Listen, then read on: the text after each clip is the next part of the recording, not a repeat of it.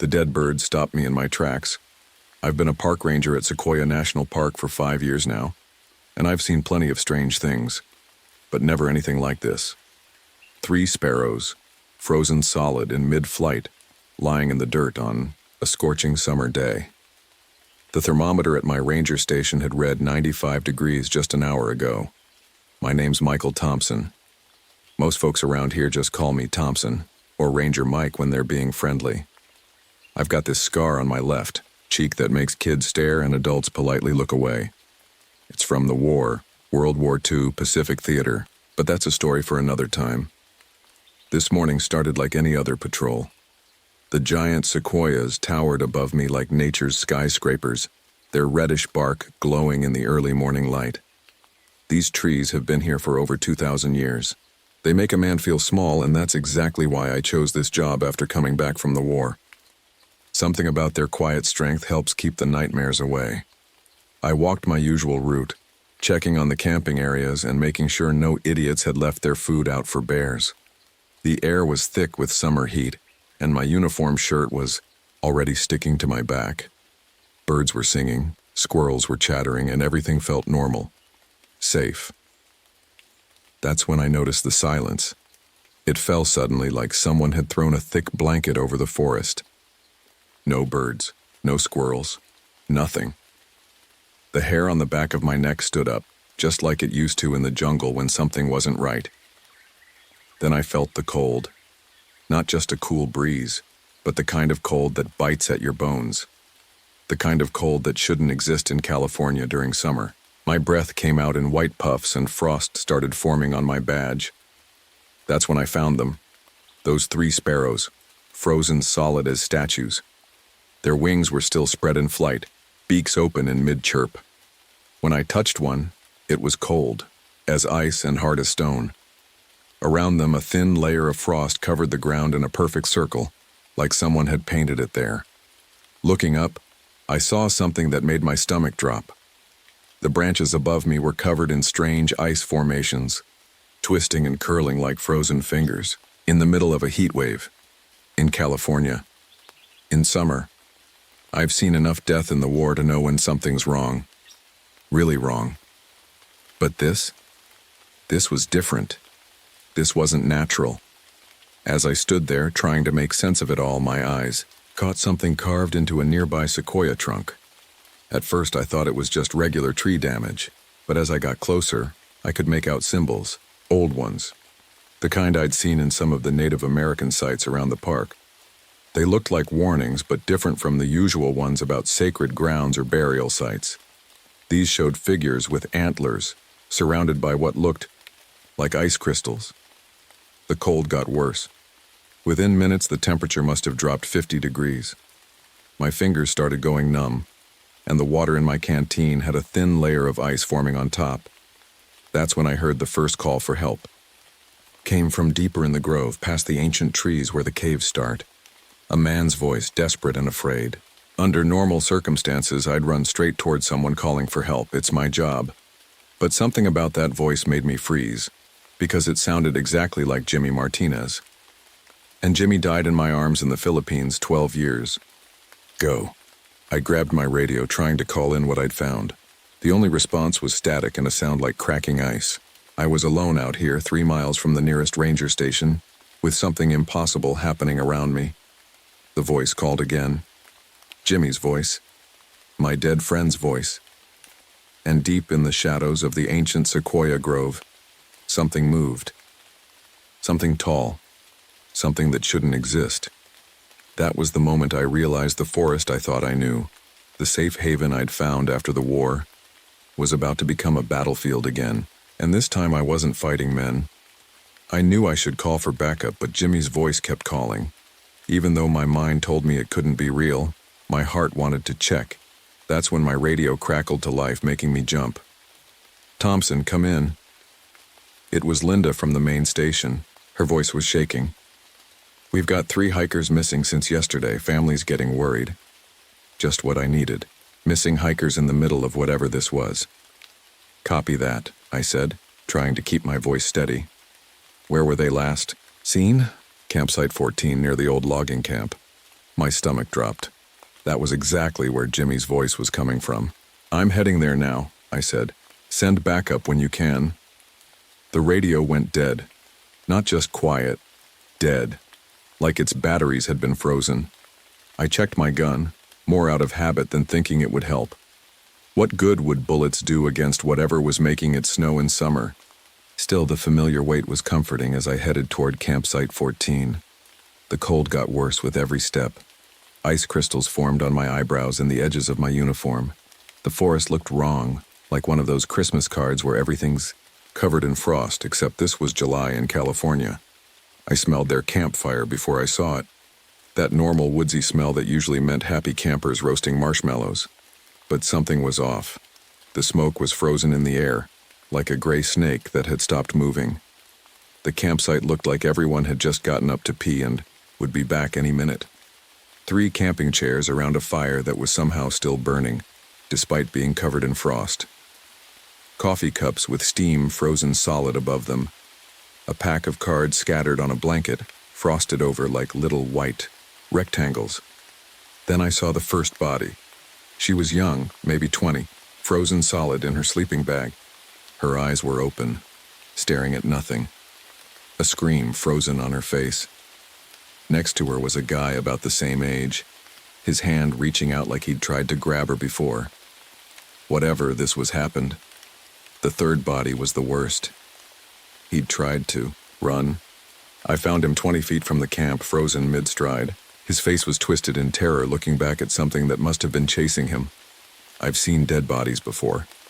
Too many in the war. But this was different. These people had been alive just hours ago, enjoying a summer camping trip. Now, they looked like ice sculptures in a museum. The tracks around the campsite made no sense. Some were human, running, stumbling, falling. But the others, they were huge, like deer prints, but wrong. They went right through solid objects, passing through fallen logs like they weren't even there. And they were covered in frost, even though the ground around them was still warm from yesterday's sun. That's when I found the journal. A small, blue notebook poking out of one of the victims' jackets. The last entry was from yesterday, July 15th, 1957. Something's watching us from the trees. Mark says I'm imagining things, but Lisa feels it too. It's getting colder, which is weird because it was so hot today. There's this sound like ice cracking, but it's summer. Maybe we should have listened to that old native guy at the gas station who told us not to camp here. He said something about it being a hungry time, whatever that means. The ravens all left at once a few minutes ago. I've never heard the forest this quiet. Wait, someone's calling for help. We should... The entry ended there. A long streak of ink showed where the pen had been dragged across the page. I took out my compass, thinking I should mark the location. The needle was spinning in circles, dancing like it was at a party. Great. Even the laws of nature weren't working right anymore. The cold was getting worse, and the sun seemed dimmer somehow. Ice was creeping across the ground like spilled milk, forming patterns that looked almost like words in a language I couldn't read. Then I heard it. Not Jimmy's voice this time. A different sound, like ice cracking in spring, but deeper. Much deeper. Like a frozen lake was breaking apart right above my head. I looked up slowly, my hands shaking from more than just the cold. In the branches of the ancient sequoia trees, something was moving, something big. The ice formations I'd seen earlier weren't random at all. They were like paths, bridges between the trees, created by whatever was up there hunting these people. A shadow passed overhead, and every drop of water in the air instantly froze, creating a curtain of tiny ice crystals that hung in the air like diamonds. Beautiful, in a terrifying way. I needed to get out of there, get help, get... Thompson. This time it wasn't Jimmy's voice. It was my own voice, calling from somewhere. In the darkness between the trees, the thing up there wasn't just hunting. It was playing with its food. And now it knew my name. Hearing my own voice echoing through the trees brought back memories I'd tried hard to forget. Back in the Philippines, the Japanese soldiers would sometimes mimic our voices at night, trying to draw us out. But this was different. This thing didn't just copy my voice, it made it sound exactly like me. down to the way I clear my throat when I'm nervous. I backed away from the campsite, my boots crunching on the frozen ground. Every step felt heavier than the last, like the cold was trying to root me to the spot. The sun was still up, but it looked weak and far away, like a flashlight running out of batteries. "Help me. Please." Another voice. This time it was Lisa, the frozen girl from the sleeping bag, except her body was still there 20 feet away, frozen solid as a statue. The voice came from deeper in the woods where the old caves started. Those caves had always given me the creeps. The local tribes wouldn't go near them, and now I was starting to understand why. Ice covered the entrance like a giant spider's web, glowing with a blue light that definitely wasn't natural. My training told me to wait for backup. My war experience screamed at me to run. But those 3 dead kids back there had families waiting to know what happened to them. I couldn't just leave. I pulled out my flashlight and approached the cave entrance. The beam showed me something that made my blood run cold, if it wasn't frozen already. The ice wasn't just covering the entrance, it had patterns in it. Like pictures telling a story. I recognized some symbols from my talks with the local tribe elders. Warnings about a winter spirit, a hunger that never ends, a creature older than the sequoias themselves. That's when I saw the bones. They were scattered, just inside the cave entrance, half buried in ice. Some looked ancient, turned brown with age. Others looked newer, much newer. All had the same strange marks on them, like something with huge teeth had been gnawing on them while they were frozen. My flashlight beam caught something else. A glint of metal in the ice. Dog tags, military dog tags, probably from some poor hiker who'd served in the war like me. I reached out to touch them, and that's when I heard the cracking sound above me. I jumped back just as a huge icicle crashed down where I'd been standing, except it wasn't an icicle. It was more like a claw mark, as if something had swiped at me with a hand made of ice. The temperature dropped so fast it hurt to breathe. My flashlight flickered and died, but I could still see. The ice in the cave was giving off its own light now, pulsing like a heartbeat. And in that pale blue glow I saw movement. It started as a shadow, tall and thin, moving behind the ice like a puppet on strings. Then the ice began to crack, and I saw it clearly for the first time. The thing was huge, at least 15 feet tall. Its body looked like a man's, but wrong. Too thin, too pale, with skin like cracked ice showing nothing but blackness underneath. Its head was the skull of a deer, but bigger than any deer I'd ever seen. Antlers reached up like frozen tree branches, dripping with something that looked like frozen blood. When it moved, the air around it turned to ice. I'd faced death before. In the war, we all had. But this was something else. This was death that had been waiting here since before. Humans walked the earth. It looked right at me with empty eye sockets that somehow still seemed to see, and then it smiled. The deer skull's jaw shouldn't have been able to move, but it did, showing rows of teeth like icicles. I ran. I'm not ashamed to admit it. Anyone who says they wouldn't run from something like that is either lying or crazy. I ran as fast as I could through the frozen forest, my lungs burning from the cold air. Behind me, I heard it moving. Not running, just gliding like it knew it didn't need to hurry. "Thompson," it called again, using my voice. "Don't leave. Don't you want to know what happened to Jimmy?" That stopped me in my tracks. Jimmy. My best friend from the war, the one who died saving my life in that jungle ambush. How did it know about Jimmy? The thing was playing with my mind just like it had played with those hikers. I could see its plan now.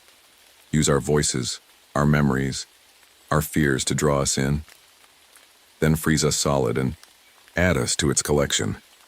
I made it back to the campsite, but everything had changed. The ice had spread everywhere, covering the trees in layers that looked almost beautiful if you forgot what made them. The 3 frozen bodies were gone, dragged away by something leaving those impossible tracks in the ground. My radio crackled, again. This time I heard Linda's voice clearly. "Thompson, backup's on the way. 4 Rangers heading to you now. Just hold on." I wanted to warn them, tell them to stay away.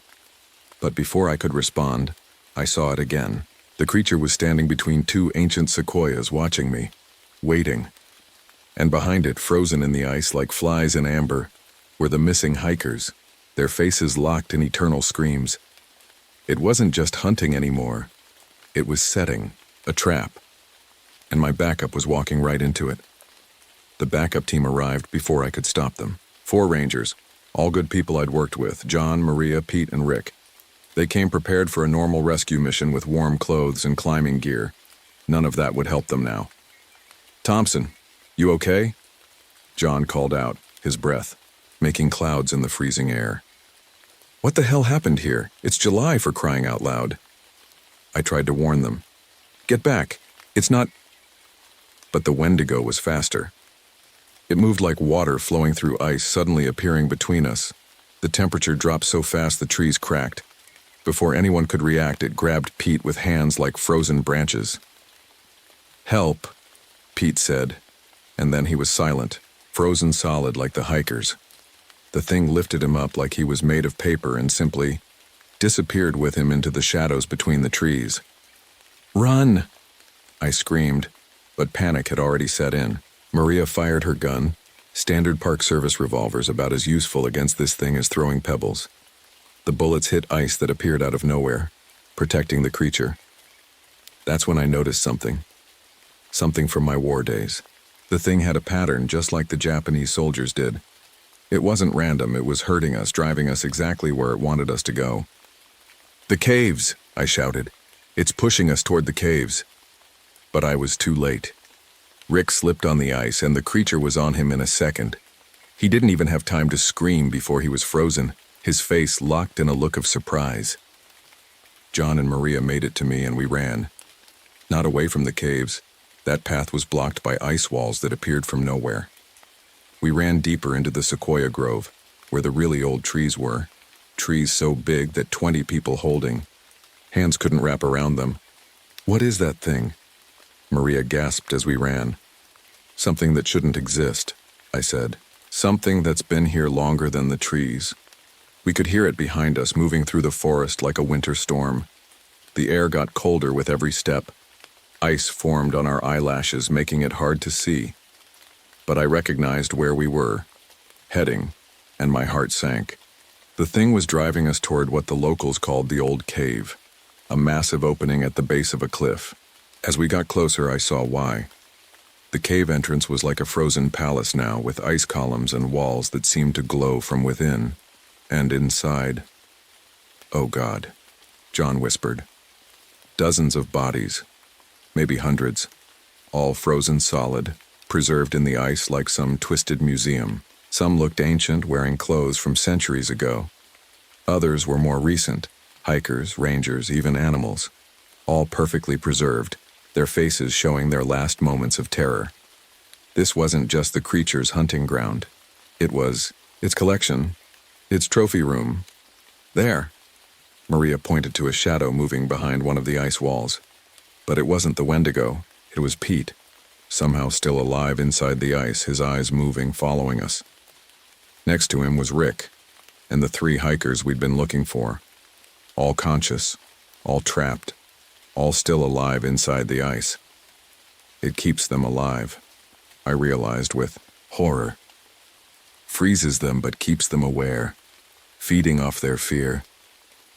The temperature dropped again, and we heard that sound, like a frozen lake cracking, but deeper. The Wendigo appeared at the cave entrance, blocking our escape. In the cave's blue light, it looked even more impossible. Its antlers scraped the ceiling, sending down showers of ice crystals.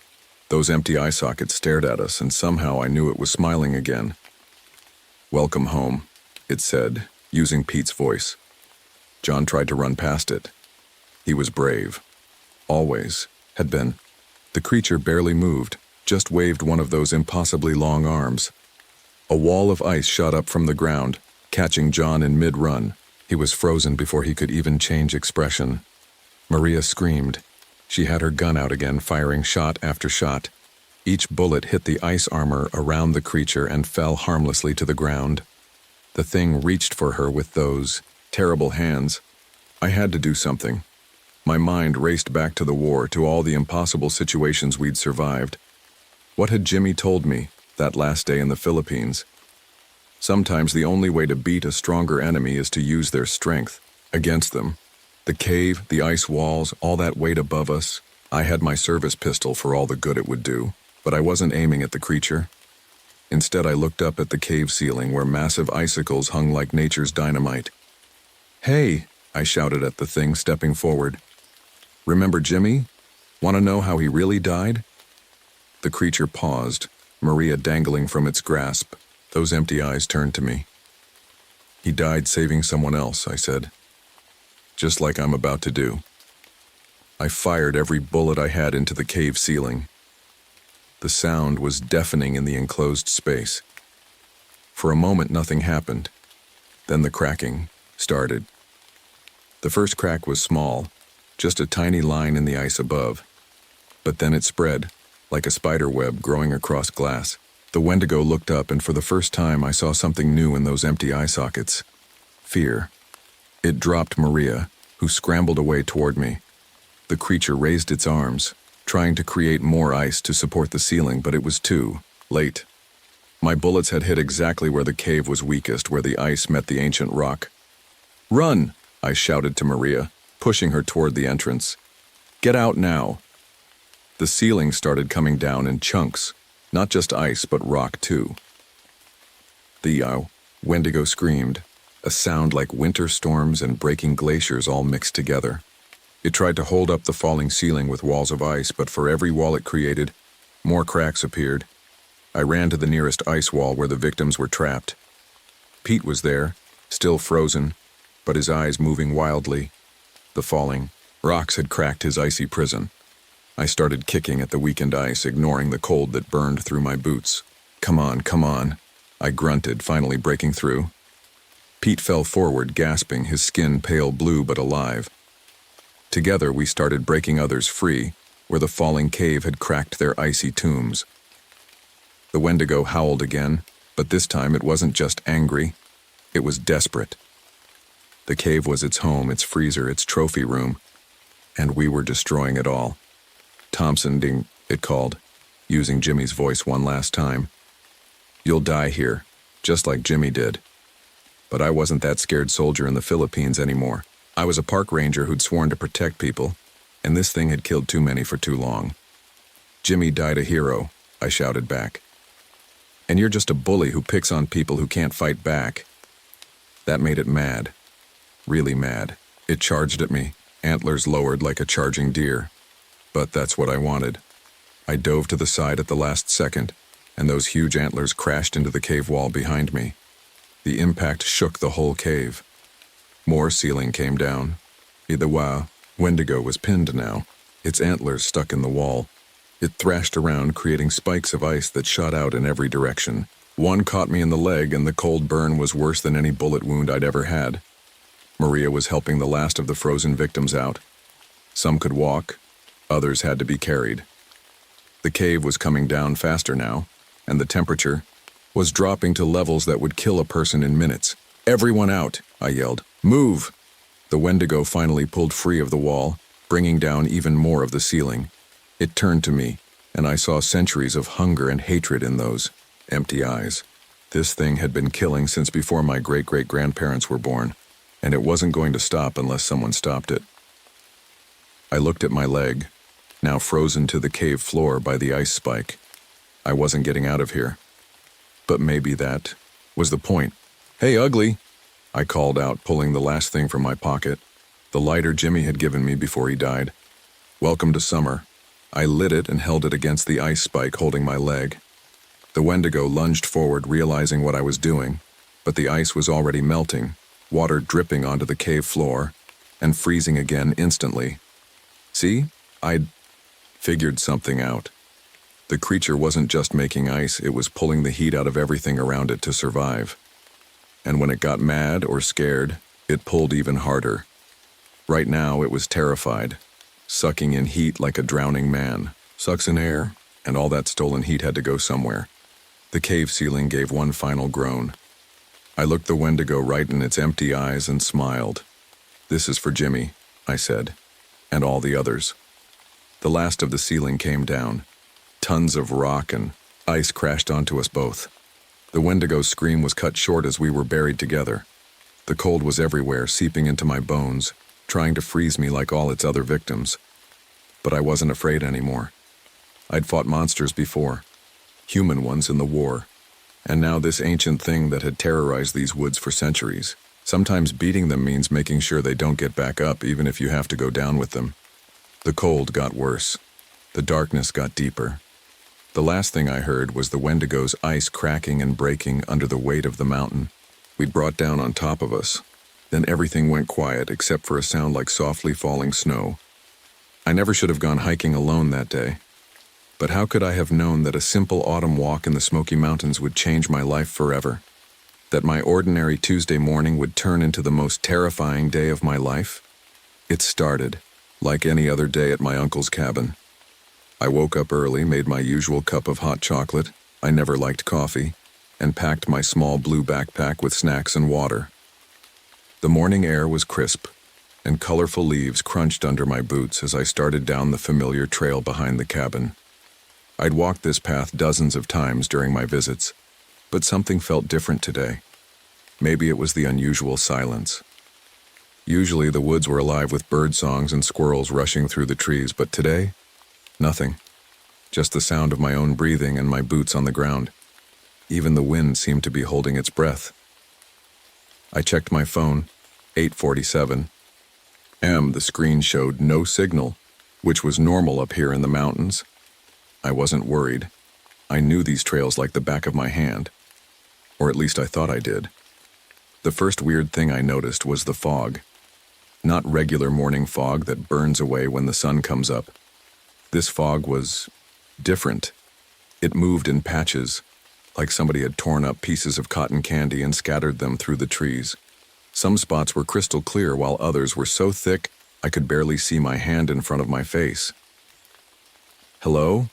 I called out when I thought I heard footsteps behind me. My voice sounded flat, like the fog was eating up the sound. No one answered, but the footsteps stopped too. I turned around slowly, my heart beginning to pound. The trail behind me looked exactly the same as it had when I'd passed through, except for one thing. My own footprints in the soft dirt were gone, completely gone, as if I'd never walked there at all. Okay, this is weird, I muttered to myself. Talking out loud made me feel a little braver. Maybe I should head back. That's when I saw it. About 20 feet ahead, standing perfectly still between two large oak trees, was what looked like a person. But not quite a person. The figure was tall and thin, too thin to be natural. And it seemed to flicker, like a TV with bad reception. Froze. The figure didn't move, but I could feel it watching me. The air grew colder and my breath came out in little white puffs. In the middle of October at 9 in the morning, it suddenly felt like December midnight. "Hey." I tried to sound brave, but my voice cracked. "Who's there?" The figure tilted, its head at an impossible angle like a curious dog, except its head went way too far, almost upside down. Then it took a step forward, but not like a normal step. It was more like someone had taken a photo of it in one spot and then another photo a few feet closer, with nothing in between. My whole body screamed at me to run, but I couldn't move. The thing, because I was now sure it wasn't human, took another step. This time I saw how it moved. It didn't walk, it phased, like someone clicking through frames of a movie, jumping from one spot to the next without touching the space in between. That's when I remembered the stories my uncle used to tell me. The ones I always thought were just meant to scare kids around. The campfire. Stories about something that lived in these mountains. Something that didn't follow the rules of our world. Something the old-timers called the phase walker. I'd always laughed at those stories. I wasn't laughing now. The creature was closer, maybe 10 feet away. Close enough that I could see details I wish I hadn't. Its skin was like old paper, yellowish white and so thin I could see dark shapes moving underneath. Where its face should have been, there was just smooth, blank skin with faint indents where eyes should be. My legs finally remembered how to move. I turned and ran, faster than I'd ever run in my life. Behind me, I heard a sound like radio static mixed with whispering voices. The temperature dropped even more, and frost actually started forming on the leaves around me as I ran. I didn't follow the trail. I just ran downhill knowing the cabin was somewhere in that direction. Branches whipped at my face and I tripped more than once, but I didn't stop. I couldn't stop. Because every few seconds, I'd hear that static sound getting closer. And I knew without looking that the thing was phasing after me, jumping through space like a skipping DVD. When I finally burst out of the trees into the small clearing where the cabin stood, I was crying and out of breath. I ran up the wooden steps, fumbled with my keys, and practically fell inside. I slammed the door shut and locked it with shaking hands. For a long moment I just stood there, gasping for air, my heart trying to beat its way out of my chest. Through the window I could see the edge of the forest where I'd come out. Everything looked normal now. The birds were singing again. The temperature was back to a pleasant autumn morning. But I knew what I'd seen. And somehow, deep in my gut, I knew this wasn't over. The phase walker had found me and something told me it wasn't going to just let me go. I pulled out my phone again, desperately hoping for a signal. Still nothing. But when I looked at the time, my blood went cold. It was 8:47 a.m., exactly the same time as when I'd checked my phone on the trail. According to my phone, no time had passed at all. That's when I heard the static again, coming from somewhere inside the cabin. The static sound was coming from my uncle's old radio in the kitchen. My hands were still shaking as I walked toward it, trying to tell myself there must be a normal explanation for everything that had just happened. The radio wasn't even plugged in, but it was making that horrible static noise, and through it, I could hear whispers. Not like regular whispers. These sounded like lots of people talking at once, all saying different things. I stood there, frozen, until I made out one clear word through the mess of voices. Sarah. That's my name. A name I hadn't told anyone, up here except my uncle, who was away in town for supplies. I backed away from the radio and bumped into the kitchen table, knocking over a stack of my uncle's papers. As I bent down to pick them up, something caught my eye. It was an old newspaper article from 1991, exactly 30 years ago. The headline read, "3 hikers missing in Smoky Mountains. Strange lights reported." My hands trembled as I read the article. 3 people had disappeared on the same trail where I'd just seen the phase walker. Witnesses reported seeing weird patches of fog and feeling sudden cold spots, just like what had happened to me. But it got worse. One of the missing hikers was found 3 days later. He was okay, but different. The article said he kept talking about a creature that could walk through time. He said it hadn't just chased him through the woods. It had chased him through different moments of the same day over and over. The police thought he was crazy from being lost in the woods, but I knew better now. Knock, knock, knock. The sound made me jump. Someone was at the front door. Through the window, I could see a park ranger's truck parked outside. "Hello? Anyone home?" A woman's voice called out. She sounded normal, friendly even. I walked to the door slowly, keeping the chain lock on as I opened it a crack. The ranger looked real enough. She was middle-aged with gray-streaked hair pulled back in a neat bun, and her uniform was crisp and official. "Hi there," she said with a kind smile. "I'm Ranger Martinez. We've had reports of unusual activity in this area. Have you noticed anything strange today?" Something felt off. Maybe it was the way she stood too still or how her smile didn't quite reach her eyes. "No," I lied. "Everything's fine." She tilted her head slightly, too slightly, like the phase walker had done. "Are you sure?" she asked. Her voice had changed. It had that static quality to it now. "Because time isn't moving quite right around here, is it, Sarah?" I slammed the door shut just as it reached for the chain with fingers that were suddenly much too long and pale. The thing that looked like Ranger Martinez started pounding on the door, each bang making the whole cabin shake. I ran to my uncle's study and grabbed his old landline phone. By some miracle, it had a dial tone. With trembling fingers, I dialed my uncle's cell number. "Sarah?" He answered on the first ring. "Everything okay?" "Uncle Jack," I whispered, trying to keep my voice steady. "That thing in the woods you used to tell stories about, the phase walker. It's real, isn't it? And you've seen it too." There was a long silence. The pounding on the door had stopped, but that almost made it worse. "Get to the basement," he said finally, his voice deadly serious. "In the far corner, there's a metal box behind some old boxes. Get it. I'm on my way home now." "What's in the box?" "Protection," he said, "and answers. Sarah, listen carefully. If you see it again, don't run. Running makes it stronger. It feeds on fear. That's how it traps people in time loops." "Time loops?" "It's not just walking through space," Uncle Jack explained quickly. "It walks through different versions of the same moment. That's why your phone still says 8:47. You're caught in its loop." The static sound was back, coming from everywhere and nowhere at once. "Uncle Jack, it's here," I whispered. "Get to the basement. Now. And Sarah, whatever you see, whatever it shows you, remember, it's not as strong as it wants you to think. The phase walker can only hurt you if you let your fear take over." The call cut off. I looked around the study.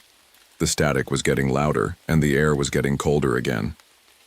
Frost started forming on the windows. Then, in the glass, I saw a reflection that shouldn't have been there. The phase walker standing right behind me. But I remembered what Uncle Jack said. "Don't run.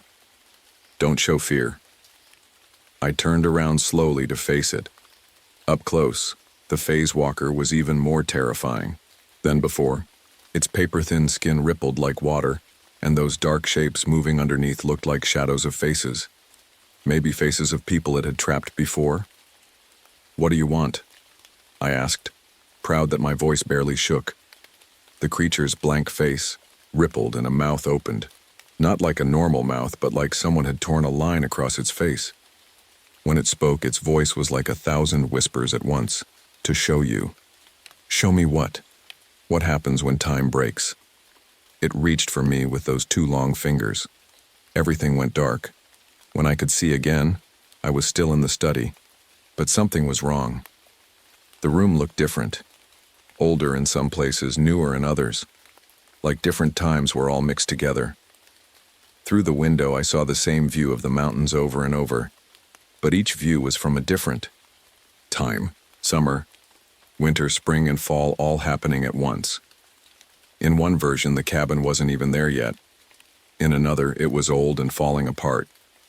The phase walker had brought me into its world. And somehow, I knew this was just the beginning. Taking a deep breath, I turned toward the basement door. I had to get to that metal box. Uncle Jack knew something about all this, and whatever was in that box might be my only chance of getting back to normal time.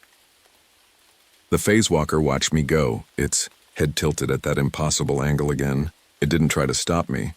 Maybe it couldn't. Or maybe, I thought with a chill, it was just playing with me. Either way, I knew what I had to do. Face my fear. Find the box. And somehow, find a way to break free from this time loop before I became just another shadow under the phase walker's skin. The basement stairs creaked under my feet as I went down, using my phone's flashlight to see. The beam of light bounced off dusty old furniture and boxes, making weird shadows on the walls. I tried not to think about how any of those shadows might belong to the phase walker. It took me a few minutes to find the metal box Uncle Jack had mentioned.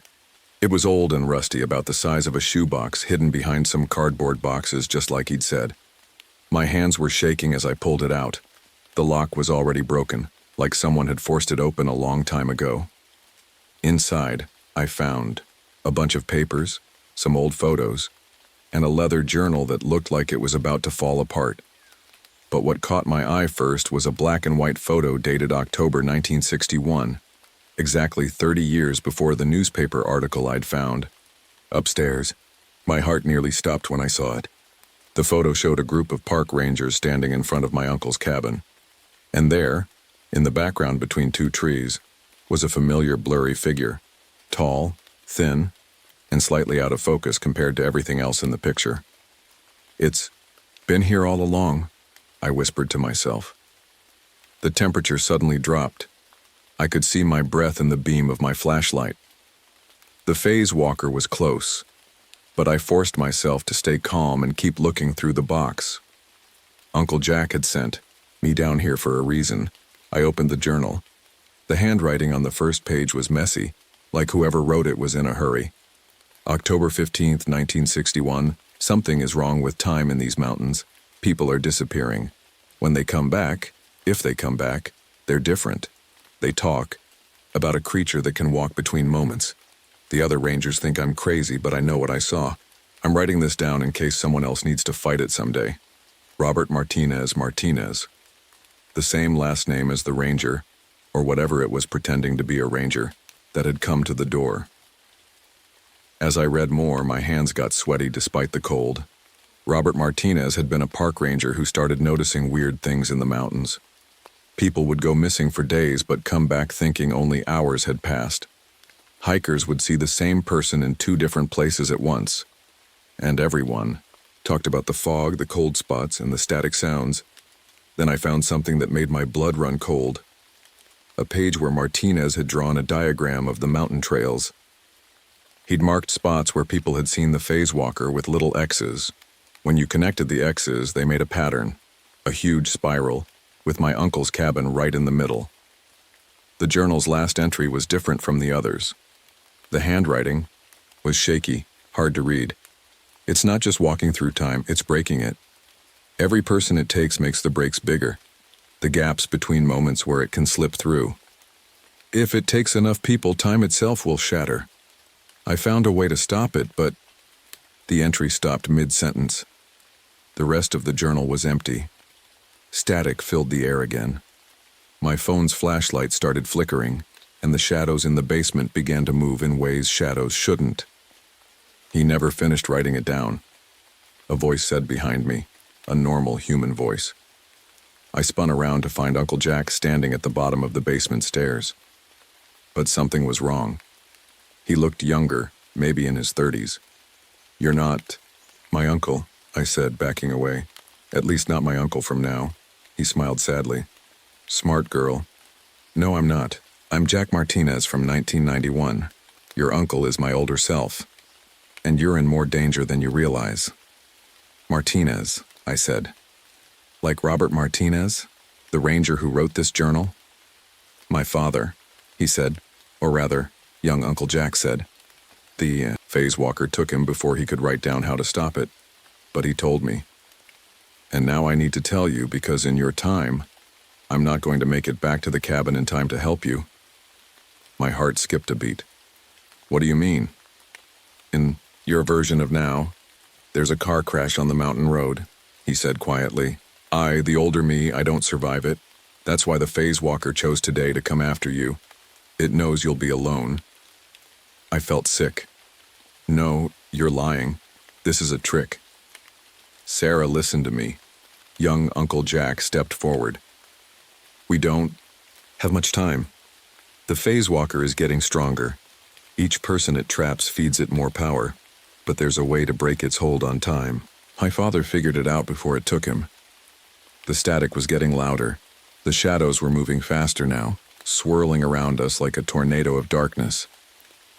"The phase walker can only exist in the gaps between moments," young Uncle Jack said, quickly. "That's why it needs fear. Fear makes people lose track of time, makes the gaps bigger. But if someone can stay focused on exactly when and where they are, they can close those gaps. Trap it. That's what the spiral pattern means. It's not the phase walker's territory. It's a trap. But it has to be closed from the inside, by someone. It's already taken." The shadows were closing in. Through them, I could see the phase walker taking shape, its paper-thin skin rippling with trapped faces. "That's why you led me to the journal," I said, finally understanding. "You knew this would happen. You've been preparing for it for 30 years. Young Uncle Jack smiled.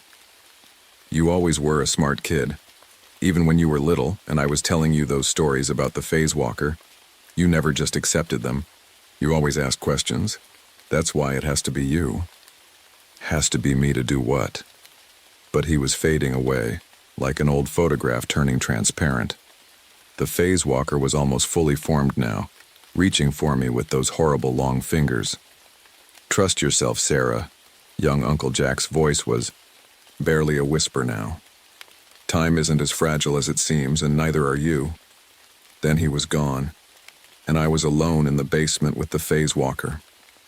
But for the first time, I wasn't afraid, because now I knew what I had to do. I just hoped I was smart enough to figure out how to do it. The phase walker towered over me in the basement darkness, its blank face rippling like water in a pond. But instead of backing away, I stood my ground and looked straight at it. The journal in my hands felt warm, almost like it was trying to help me. "I know what you are now," I said, surprised by how steady my voice was. "You're not as strong as you want us to think, you're just lonely." The creature's head tilted that impossible way again. The static in the air changed pitch, becoming almost like words. "You understand nothing." "I understand plenty," I said. "You trap people in time because you're stuck there yourself, between moments, never really belonging anywhere. That's why you took Robert Martinez first, because he figured out what you really were." The phase walker moved closer, but not in its usual jumpy way. This time it moved normally, almost human-like. The faces under its skin pressed forward like they were trying to break free. "Those people," I pointed at its skin, "you're not just trapping them, you're collecting them, because every person you take makes you feel less alone." "Enough!" The phase walker's voice was like breaking glass. The whole basement shook, and boxes fell off shelves around us. Its blank face split open into that terrible tear of a mouth. 30 years, it hissed. Every 30 years, the gaps between moments grow wide enough for me to take more. This time, this place will give me enough power to break time completely. Then I will never be alone.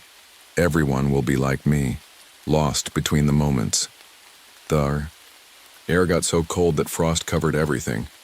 The phase walker's body started to spread out like smoke, filling the basement with its presence. Through the swirling darkness, I saw flickers of other times. The basement when it was new, when it was just a hole in the ground, when it would be abandoned years from now. But that's when I spotted something important. In every version of the basement I could see, the spiral pattern from Martinez's journal was there. Sometimes drawn on the walls, sometimes made of stones on the dirt floor, sometimes carved into the wooden beams. Uncle Jack hadn't just been preparing for 30 years. He'd been preparing in every version of these 30 years. I pulled out my phone. Still 8:47 a.m. I focused hard on that time, remembering what young Uncle Jack had said about staying focused on exactly when and where you are. "You're wrong," I told the phase walker. "Time isn't breaking, you're just seeing all of it at once, and that's what this spiral is for. It's not your territory. It's a way to focus all those moments into one." The creature paused. "How can you know this?" "Because I'm seeing it too now," I said. And I was. The longer I stood there, the more I could see how all these different times were connected. They weren't broken. They were all part of the same story, just like the phase walker was part of the story. "Look," I held up the journal. "Every 30 years, someone figures this out.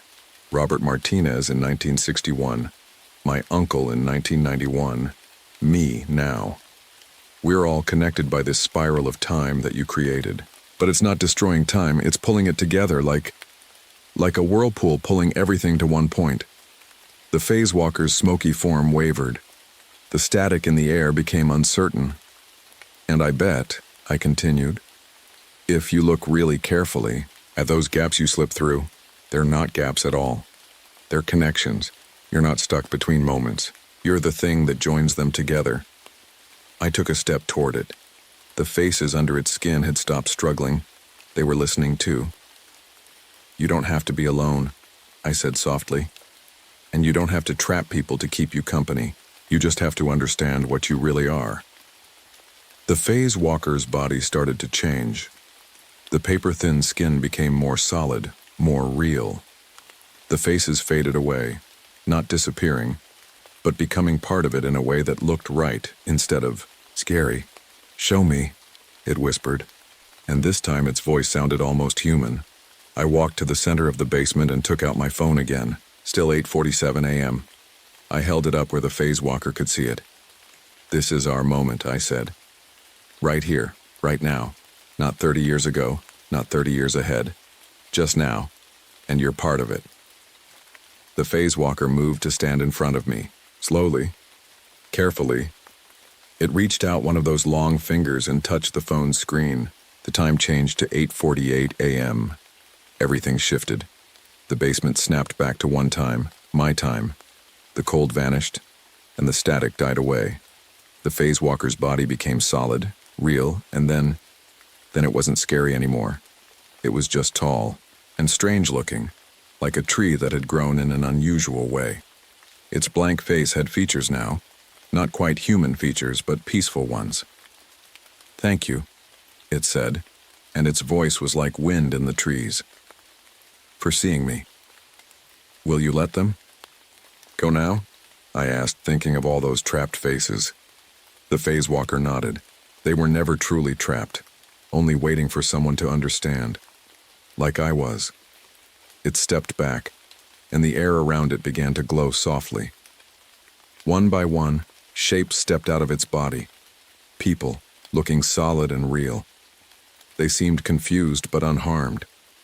I recognized Robert Martinez from his photo, looking exactly like he had in 1961. He smiled at me before he faded away, returning to his own time. The phase walker looked at me one last time. "Time is not a line," it said. "It is a spiral. And now I know my place in it." Then it was gone. Not in its old jumpy way, but smoothly, naturally, like a wave returning to the ocean. I heard footsteps on the basement stairs. Real footsteps. Sarah, are you down there?" My heart jumped at the sound of Uncle Jack's voice, his real voice from my time. I ran up the basement stairs and found him standing in the kitchen, looking worried but very much alive. "Me? Car crash," I said, hugging him tight. "Young, you told me there was going to be a car crash." "I remember," he said softly, hugging me back. "I remember being him, 30 years ago, telling you. That's why I turned around and came back to the cabin instead of taking the mountain road. Some memories are just now catching up with me. Memories of being trapped by the phase walker in 1991 and of meeting you there." I looked at my phone. 9:15 a.m. Real time, moving forward like it should. We sat at the kitchen table and I told Uncle Jack everything that had happened. About finding the journal, understanding the spiral, and helping the phase walker realize what it really was. He listened carefully, smiling at parts he remembered from his own experience 30 years. "Ego, so it's really over?" I asked.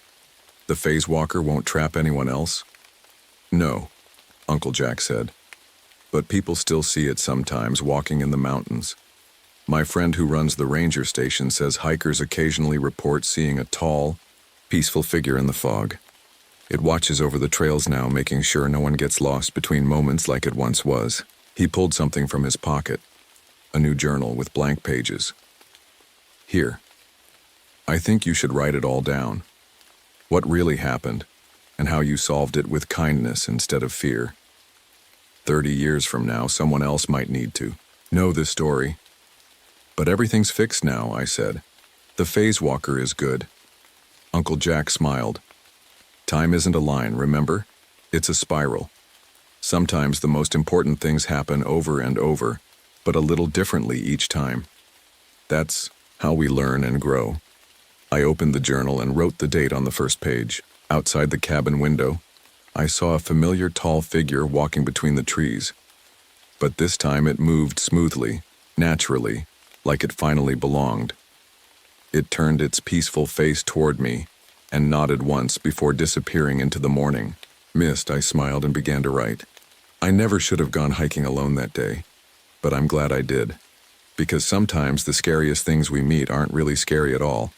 They're just lonely, waiting for someone to understand them. Uncle Jack put a cup of hot chocolate on the table next to me and started making breakfast, humming quietly. The morning sun streamed through the windows warm and bright, and somewhere in the distance I heard birds singing in the trees. The phase walker had found its place in time, and so had I. I should have known something was wrong when the ravens stopped singing. It was my first week as a park ranger at Zion National Park, and everything had been perfect until then. The massive red cliffs towered above me like ancient guardians, their faces glowing orange in the morning sun. I'd dreamed of working here since I was a kid, and now here I was, Sarah Chen, finally wearing the uniform I'd always wanted. That morning started like any other. I drove my patrol truck along the winding road, checking on the early morning hikers, and making sure no one was getting into trouble. The air was crisp and the smell of sagebrush filled my nose. It was the kind of morning that made you glad to be alive. Then the silence hit. Usually ravens would be calling to each other across the canyon, their loud caw-caw echoing off the rocks. But now, nothing. Just empty quiet that made the hair on my neck stand up. I pulled over at Angel's Landing viewpoint and got out of my truck. Something felt off, wrong. Like when you walk into your house and know someone's been there, even though nothing's missing. "First week going okay, Sarah?" A friendly voice called out. I turned to see Mike Thompson, the head ranger, walking toward me. He was in his 50s with gray hair and laugh lines around his eyes. The kind of person who made you feel safe just by being there. "Yeah, it's great," I said, trying to shake off the weird feeling. "But Mike, have you noticed anything strange today? With the birds?" He looked up at the empty sky, frowning. "Now that you mention it," he was cut off by the crackle of our radios. "All Rangers, we've got a situation at Hidden Canyon Trail," the voice said. "Martha White found something unusual in one of the caves. Need experienced eyes on this." Mike raised his eyebrows. "Martha, the local historian? This should be interesting." He gestured to my truck. "Want to check it out with me?" I nodded, glad for the company. As we drove, Mike filled me in about Martha. She was part Paiute, part white, and knew more about Zion's history than anyone else. She spent her days exploring the park's hidden spots, documenting old Native American sites. "Whatever Martha found," Mike said, "it's probably important. She doesn't call us for nothing." We parked at the Hidden Canyon trailhead and started hiking. The morning was getting warmer, but I felt cold inside. That weird silence still hung in the air, like the whole park was holding its breath. After 20 minutes of climbing, we found Martha waiting for us near a narrow crack in the cliff face. She was a small woman in her 60s, wearing a worn denim jacket and a serious expression. "Mike, Sarah," she nodded to us.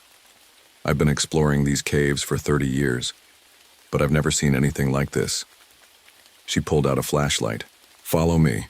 The cave entrance was tight. We had to turn sideways to squeeze through. The beam of our flashlights bounced off the red rock walls, creating dancing shadows.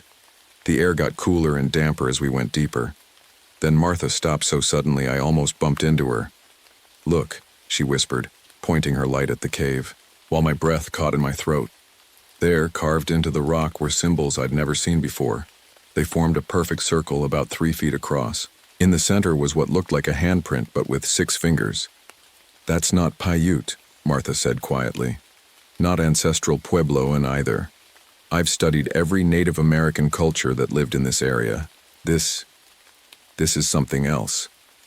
Mike stepped closer, running his fingers over the symbols. "How old do you think it is?" Martha shook her head. "That's the thing, these marks look ancient, but..." She touched the rock. "The cuts are fresh, like they were carved yesterday." A cold draft blew through the cave, making our flashlight beams dance. And in that moment, I swear I heard something, like the ticking of a giant clock coming from deep within the rock itself. Mike and Martha were still talking, discussing who could have made the carvings. But I wasn't listening anymore, because right then, looking at those strange symbols, I got the strongest feeling that we weren't supposed to be here. That we'd stumbled onto something that should have stayed hidden.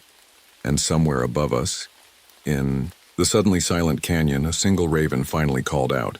It sounded like a warning. That night I couldn't sleep. Every time I closed my eyes, I saw those strange symbols from the cave. The 6-fingered handprint, the perfect circle. Something about them just wasn't right. I live in a small ranger cabin near the park entrance.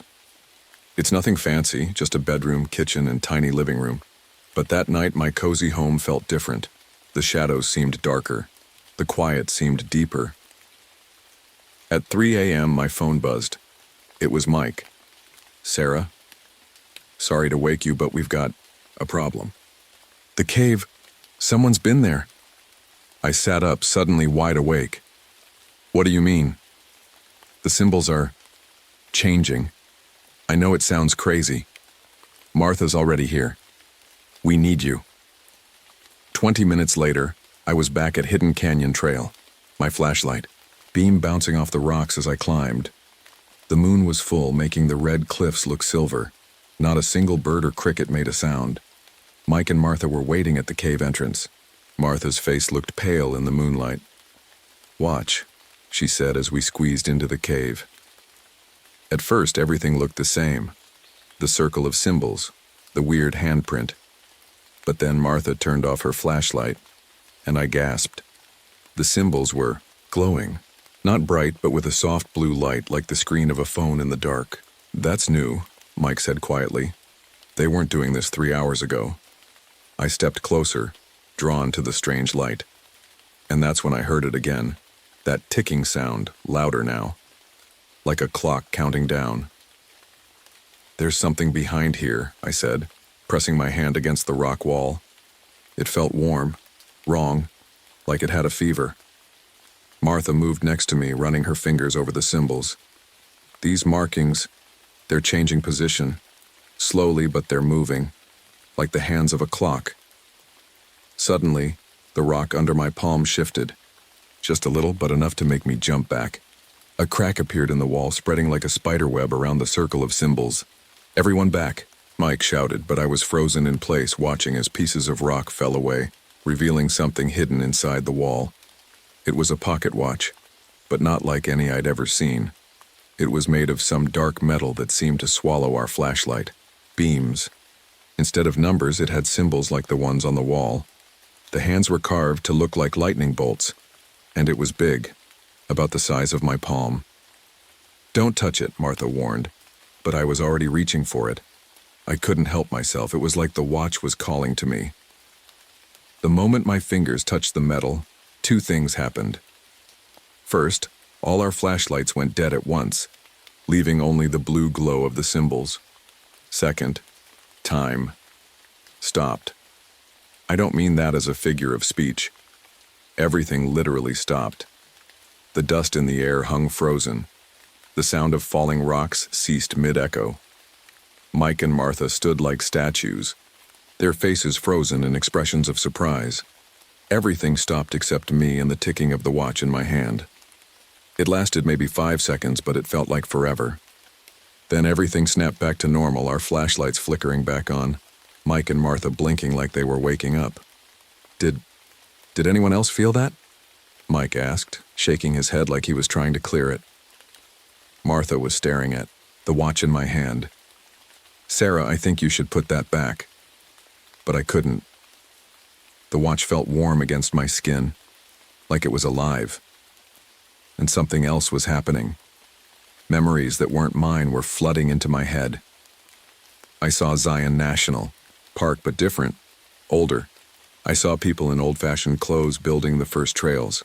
I saw Native Americans performing ceremonies under the stars. I saw dinosaurs drinking from ancient rivers that had long since dried up. "Sarah?" Mike's voice seemed to come from far away. "You okay?" I tried to nod, but the room was spinning. The last thing I remember was Martha reaching for me as my legs gave out. I woke up in my cabin, sunlight streaming through the windows. For a moment I thought it had all been a dream. Then I felt something warm in my pocket. The watch was still there, still ticking. And when I looked at my clock, I realized something that made my blood run cold. It was 3 a.m. again, the exact time Mike had called me. Somehow the night was starting over, but this time things were different. This time, I knew what was going to happen. And this time, when I looked out my window, I saw someone standing in my yard. A tall figure in old-fashioned ranger clothes. Except where their face should have been, there was only shadow. And they were pointing right at me. The watch in my pocket ticked louder, like a beating heart. And I knew, deep in my bones, that I'd found something I was never supposed to find. Something that would change everything. I stood frozen at my window, staring at the shadowy figure in my yard. My heart was pounding so loud I could barely hear the watch ticking in my pocket. Then my phone rang, making me jump. It was Mike's call, the same one from before. But this time, I didn't answer. The shadow person was walking toward my cabin, each step slow and deliberate. I grabbed my car keys and ran out the back door. The cool night air hit my face as I sprinted to my truck. Behind me, I heard footsteps on the gravel path, getting closer. The truck started on the first try, thank goodness, and I sped away, gravel spraying. In my rearview mirror, the shadow person just stood there watching. Even from a distance, I could feel their empty face following me. I drove straight to Martha's house. If anyone could help me understand what was happening, it would be her. Her small house sat at the edge of the park, surrounded by desert plants and wind chimes that tinkled in the breeze. Martha opened the door before I could knock. She didn't seem surprised to see me. "You've got it, don't you?" she asked quietly. "The watch?" I pulled it out of my pocket. In the porch light, the strange metal seemed to shift and move, like oil on water. Martha sighed. "Come in. There's something I need to show you." Her living room was cozy, filled with books and old photographs. She went to a shelf and pulled out a dusty photo album. "Look at this," she said, opening to a yellowed photograph. This was taken in 1925. I leaned closer. The photo showed a group of park rangers standing in front of Angel's Landing, and there, in the back row, was the shadow person. Even in the old black and white photo, their face was just empty. "That's not all," Martha said, flipping pages. 1942, 1957, 1983. The same figure appeared in every photo, unchanged, always watching, always waiting. "They're the keeper," Martha explained. "At least that's what my grandmother called them. They protect time itself in the park, make sure nothing changes what's supposed to happen." The watch in my hand ticked louder. "But I changed something, didn't I? When I took the watch." Martha nodded. "You did more than that. You became part of the story." She was about to say more when my radio crackled to life. Mike's voice came through, panicked. "All rangers, we have multiple missing hikers at Angel's Landing. They just disappeared. Right in front of witnesses." I looked at Martha. She was already grabbing her jacket. We took my truck, racing through the dark park roads. The watch felt heavier in my pocket with each passing minute. As we drove, Martha told me more. "The watch doesn't just show time," she said. "It controls it, but only here in Zion. It's connected to the park somehow, and now it's connected to you." "How do you know all this?" She was quiet for a moment. "Because my grandmother had it once, back in 1943. Martha's voice cracked. "She disappeared, like those hikers." We reached Angel's Landing as the sun was starting to rise. Mike was there with other rangers, talking to a scared-looking family. "They were right there," a woman was saying, pointing to the trail. "Then the air got all weird, like heat waves on a hot road, and they were just gone." I knew what had happened before Martha told me. The hikers hadn't disappeared. They'd slipped through time. Because of me. Because I took the watch. That's when I felt it again. That strange pulling sensation. The world started to blur around the edges. "Sarah?" Martha grabbed my arm. "Your hand." I looked down. My right hand was becoming transparent like a ghost's. The watch was burning in my pocket. "It's happening to you too," Martha whispered. Mike walked over, his face worried. "Sarah, you okay? You look..." He never finished that sentence, because right then, everything changed. The sky went dark, not night dark, but wrong dark, like someone had turned off the sun. The wind picked up, howling through the canyon, and there, on the trail ahead of us, stood the shadow person. Only this time, they weren't alone. Dozens of figures appeared behind them, all the people who had disappeared. They looked lost, confused. Some were from today. Others wore clothes from different times, the 40s, the 70s, the 90s, all trapped between moments. The shadow person raised their hand, pointing at the watch in my pocket. A voice filled my head. Not a regular voice. It felt like thunder and whispers all mixed together. Return it. The watch ticked faster. My whole arm was transparent now, spreading to my shoulder. "Sarah!" Martha shouted over the wind. "The watch shows what's supposed to happen. Look at it." With my good hand, I pulled out the watch. The hands were spinning wildly, but between spins I saw flashes, images. I saw what would happen if I returned the watch. Everything would go back to normal. The hikers would return. I would be solid again. Safe. But I also saw what would happen if I didn't. A chance to save everyone who had ever disappeared, including Martha's grandmother. The shadow person took a step forward. The air crackled with electricity. I had to make a choice. Right now. But before I could move, something even stranger happened. The ground beneath our feet began to crack. Light poured out, the same blue light from the cave symbols. And that's when I realized, this wasn't just about the watch anymore. This was about Zion itself. The park was waking up, and it had something to say. The blue light pouring from the ground got brighter, forcing everyone to shield their eyes. The wind died down suddenly, like someone had flipped a switch. In that strange silence, I heard something new. A deep humming coming from beneath our feet. "Look!" Martha pointed at the watch in my half-transparent hand. The symbols around its edge were glowing with the same blue light. Then the humming turned into words. Not spoken words, more like feelings turned into thoughts that everyone could hear. The park remembers. Images flashed in my mind, but this time they weren't from the watch. They were from Zion itself. I saw the canyon being formed, millions of years passing like seconds.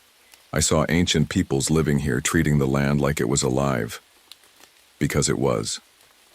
"It's trying to show us something," Martha whispered.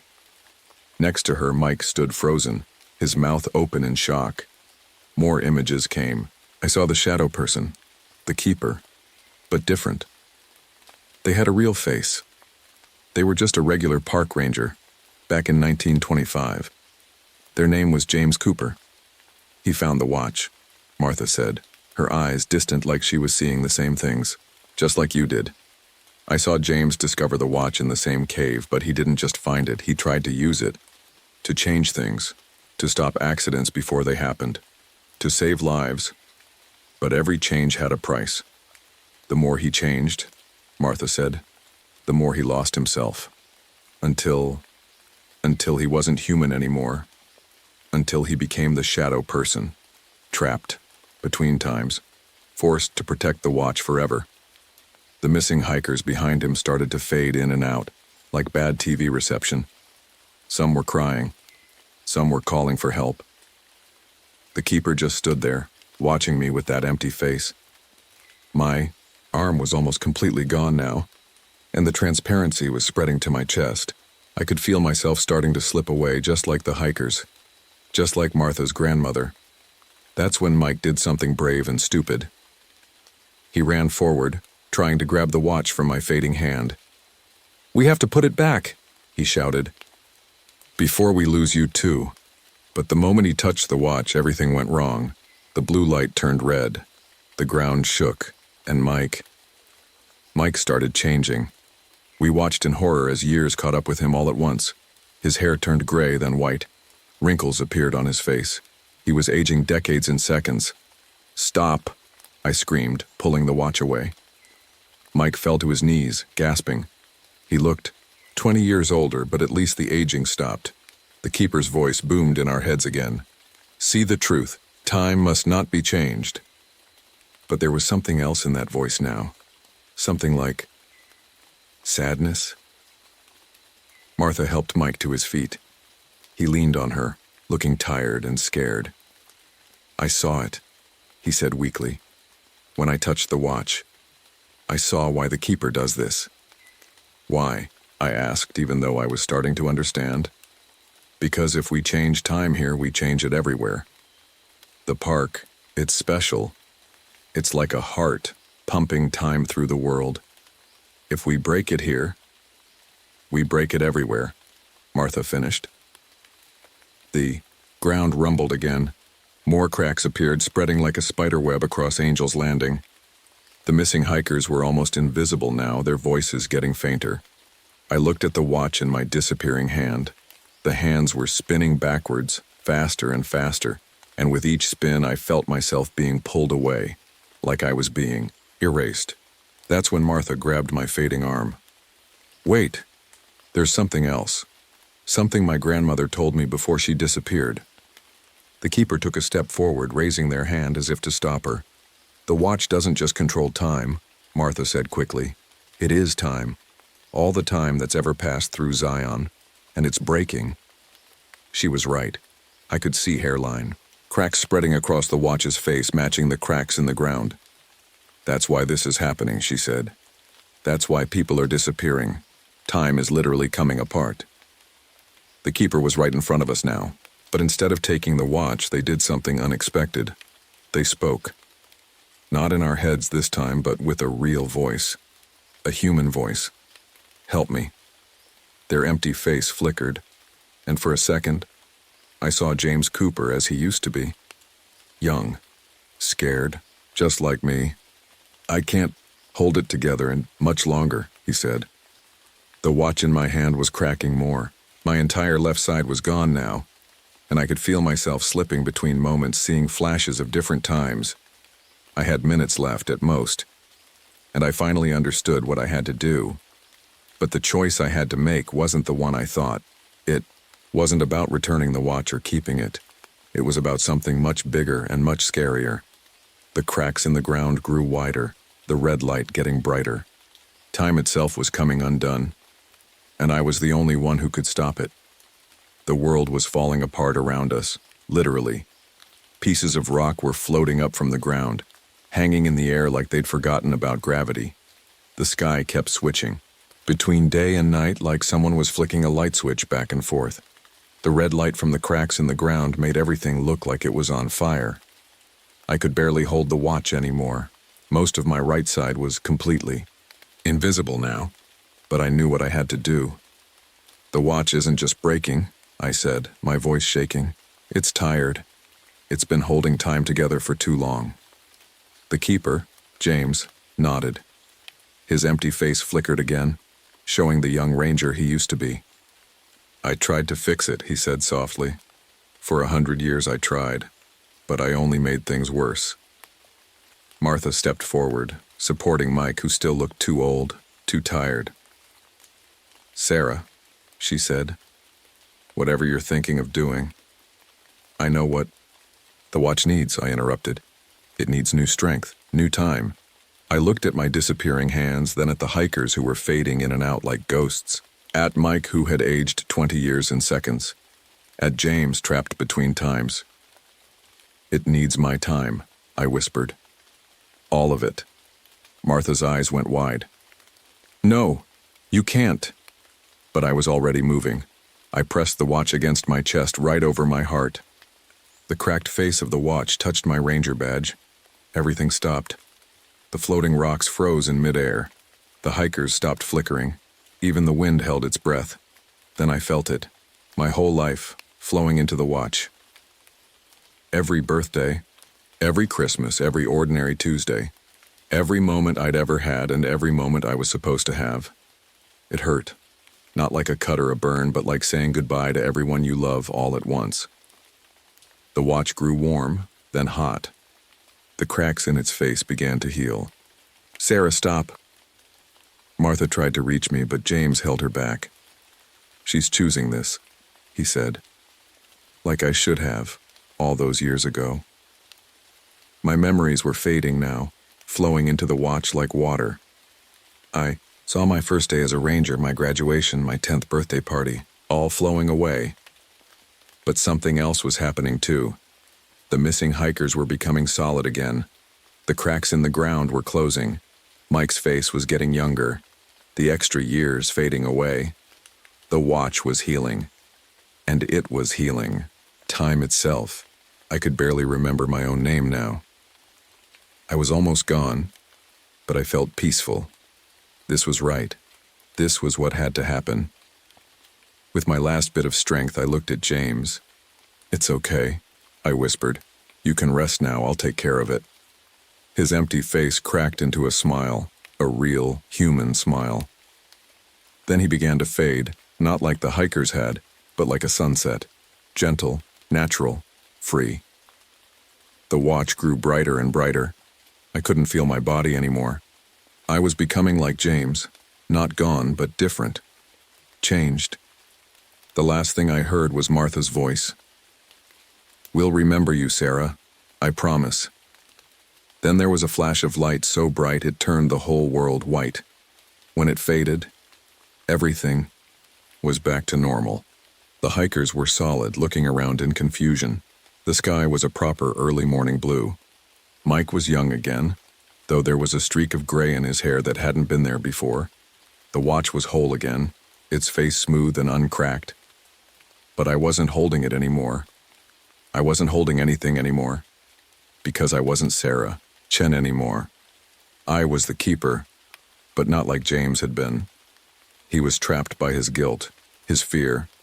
I had chosen this, and that made all the difference. I could feel the whole park now. Every rock, every tree, every tiny stream. I could feel time flowing through it all like a river, strong and healthy again. The watch was part of me now, and I was part of it. We would keep time safe together. I looked at Martha and Mike with my new eyes. They were staring at the spot where Sarah Chen used to be, where I used to be. "She's not gone," Martha said softly. "She's just everywhere now." She was right. I wasn't gone. I was home. 1 year later, Martha White stood at the Angel's Landing viewpoint, watching the sunset paint the canyon walls gold. Mike Thompson stood beside her, that streak of gray in his hair glinting in the fading light. "It's been exactly a year," Mike said quietly. Since Sarah saved us all," Martha finished. She pulled something from her pocket, an old park ranger badge. Sarah's badge. "Look at this." The metal badge was glowing faintly blue, just like the watch had. "She's watching." Martha smiled. "She's always watching." They were right. I was there, even though they couldn't see me. Not completely, anyway. Sometimes people caught glimpses. A flash of a ranger uniform on an empty trail. Footprints that appeared in the dust with no one around. A helping hand that steadied them when they almost fell. The park was different now. Safer. Happier. Time flowed smooth and strong through the canyon, like a healthy river. The watch was part of me, and I was part of Zion. Every sunrise, every rainfall, every tiny lizard sunning itself on a rock, I felt it all, and I wasn't alone anymore. James was here too, but not as the scary shadow person. He was free now, a gentle presence in the park. Sometimes, when the light was just right, visitors would see a young ranger from the 1920s, smiling and tipping his hat before fading away like morning mist. The missing people had all returned home, with no memory of what happened. Well, almost no memory. Sometimes they'd look up at the canyon walls and feel something, like remembering a dream about flying. "Rangers say the birds are singing more this year," Mike told Martha. "All the animals seem happier." Martha nodded. "The whole park feels more alive, more awake." They were quiet for a moment, watching the stars come out. "Do you think she misses her old life?" Mike asked softly. I moved closer, even though they couldn't see me. The watch inside me ticked peacefully, matching the rhythm of the park's ancient heartbeat. Did I miss my old life? Sometimes. But this wasn't an ending. It was a beginning. I was still Sarah Chen. Still a park ranger. Still protecting people. Just in a different way now. A cold breeze made Martha and Mike shiver. I wrapped the warmth of the canyon around them like a blanket. Above us, a raven called out. Not a warning this time, but a greeting. "She's happy," Martha said firmly. "She's where she belongs." As if to prove her right, a shooting star streaked across the sky. But it wasn't really a shooting star. It was me, reminding them that some stories don't end. They just change, like the seasons, like time itself. And as the first stars twinkled above Zion National Park, I settled in to begin my nightly rounds. After all, I had a job to do. I was the keeper now, and I always would be. I've been a ranger at Mammoth Cave for 6 years, but I'll never forget that day in 1988. The day that changed everything. The day 8 people went into the cave, and not everyone came out. It started like any other morning tour. The air was crisp, and fog hung low over the cave entrance like a white curtain. I remember checking my watch, 9:15 a.m. The Wilson family was already waiting by the visitor center. Mom, Dad, and their teenage daughter, Emily. They looked excited, snapping photos with their new camera. Tourist stuff, you know? First time in Mammoth Cave? I asked, trying to sound cheerful. Mr. Wilson nodded eagerly, but something felt off. The cave entrance seemed darker than usual, and the morning birds had gone quiet. In my years as a ranger, I'd learned to trust my gut when things didn't feel right. Mike and Jenny Thompson showed up next. They were the expert cavers I'd called in to help map a new passage we'd discovered last week. Mike had this wild red beard and always wore his lucky blue helmet. Jenny was quieter, but she knew these caves better than anyone. "Sarah, you're not going to believe what we found in the maps last night," Mike said, pulling out some wrinkled papers from his backpack. But before he could show me, I heard a weird sound coming from the cave entrance, like whispers, but not quite human. "Did anyone else hear that?" Emily Wilson asked, moving closer to her mom. I played it cool. "Just the wind," I said, but I knew better. In 6 years, I'd never heard the cave make a sound like that. My partner, Ranger Tom, joined us last. He was new, only 2 months on the job. Poor guy had no idea what he was walking into. None of us did. As we gathered near the entrance, I went through the safety rules. Stick together. Check your flashlights. Don't touch anything strange. If only we had followed those rules better. If only I had listened to that voice in my head telling me something wasn't right. The cave entrance seemed to swallow the morning light as we walked in. Our flashlight beams bounced off the wet walls, creating shadows that looked like they were moving. Emily pointed at some strange markings on the wall. Markings I swear hadn't been there during yesterday's tour. "Those are new," Jenny whispered, running her fingers over the rough surface. The markings looked like handprints, but they were too big to be human. And was it just my imagination, or did they feel warm to the touch? The deeper we went, the colder it got. That's normal in caves, but this was different. This cold felt alive somehow, like it was watching us. Our footsteps echoed weirdly, sometimes coming back to us seconds after they should have stopped. Then Emily screamed. We all spun around, flashlights dancing across the walls. She was pointing at something in a corner, but when our lights hit that spot, there was nothing there. "I saw someone," she insisted, her voice shaking. "A shadow, but it was moving on its own." Mr. Wilson laughed nervously. "Honey, your imagination is running wild." But I didn't think it was imagination, because right then all of our flashlights flickered at the same time, just for a second. And in that moment of darkness, I heard it again, that whisper that didn't sound human. We were only 15 minutes into the cave, and already I knew I had made a terrible mistake bringing these people down here. But by then, it was too late. The thing about caves is they don't like to let go once they've got you in Mammoth Cave. It had us exactly where it wanted us. Looking back now, I should have turned us around right then. Should have trusted my gut. Should have noticed how the cave passages looked different, wider somehow, like the walls were breathing.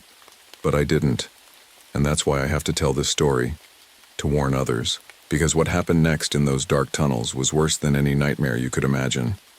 And it was only the beginning. We kept moving deeper into the cave.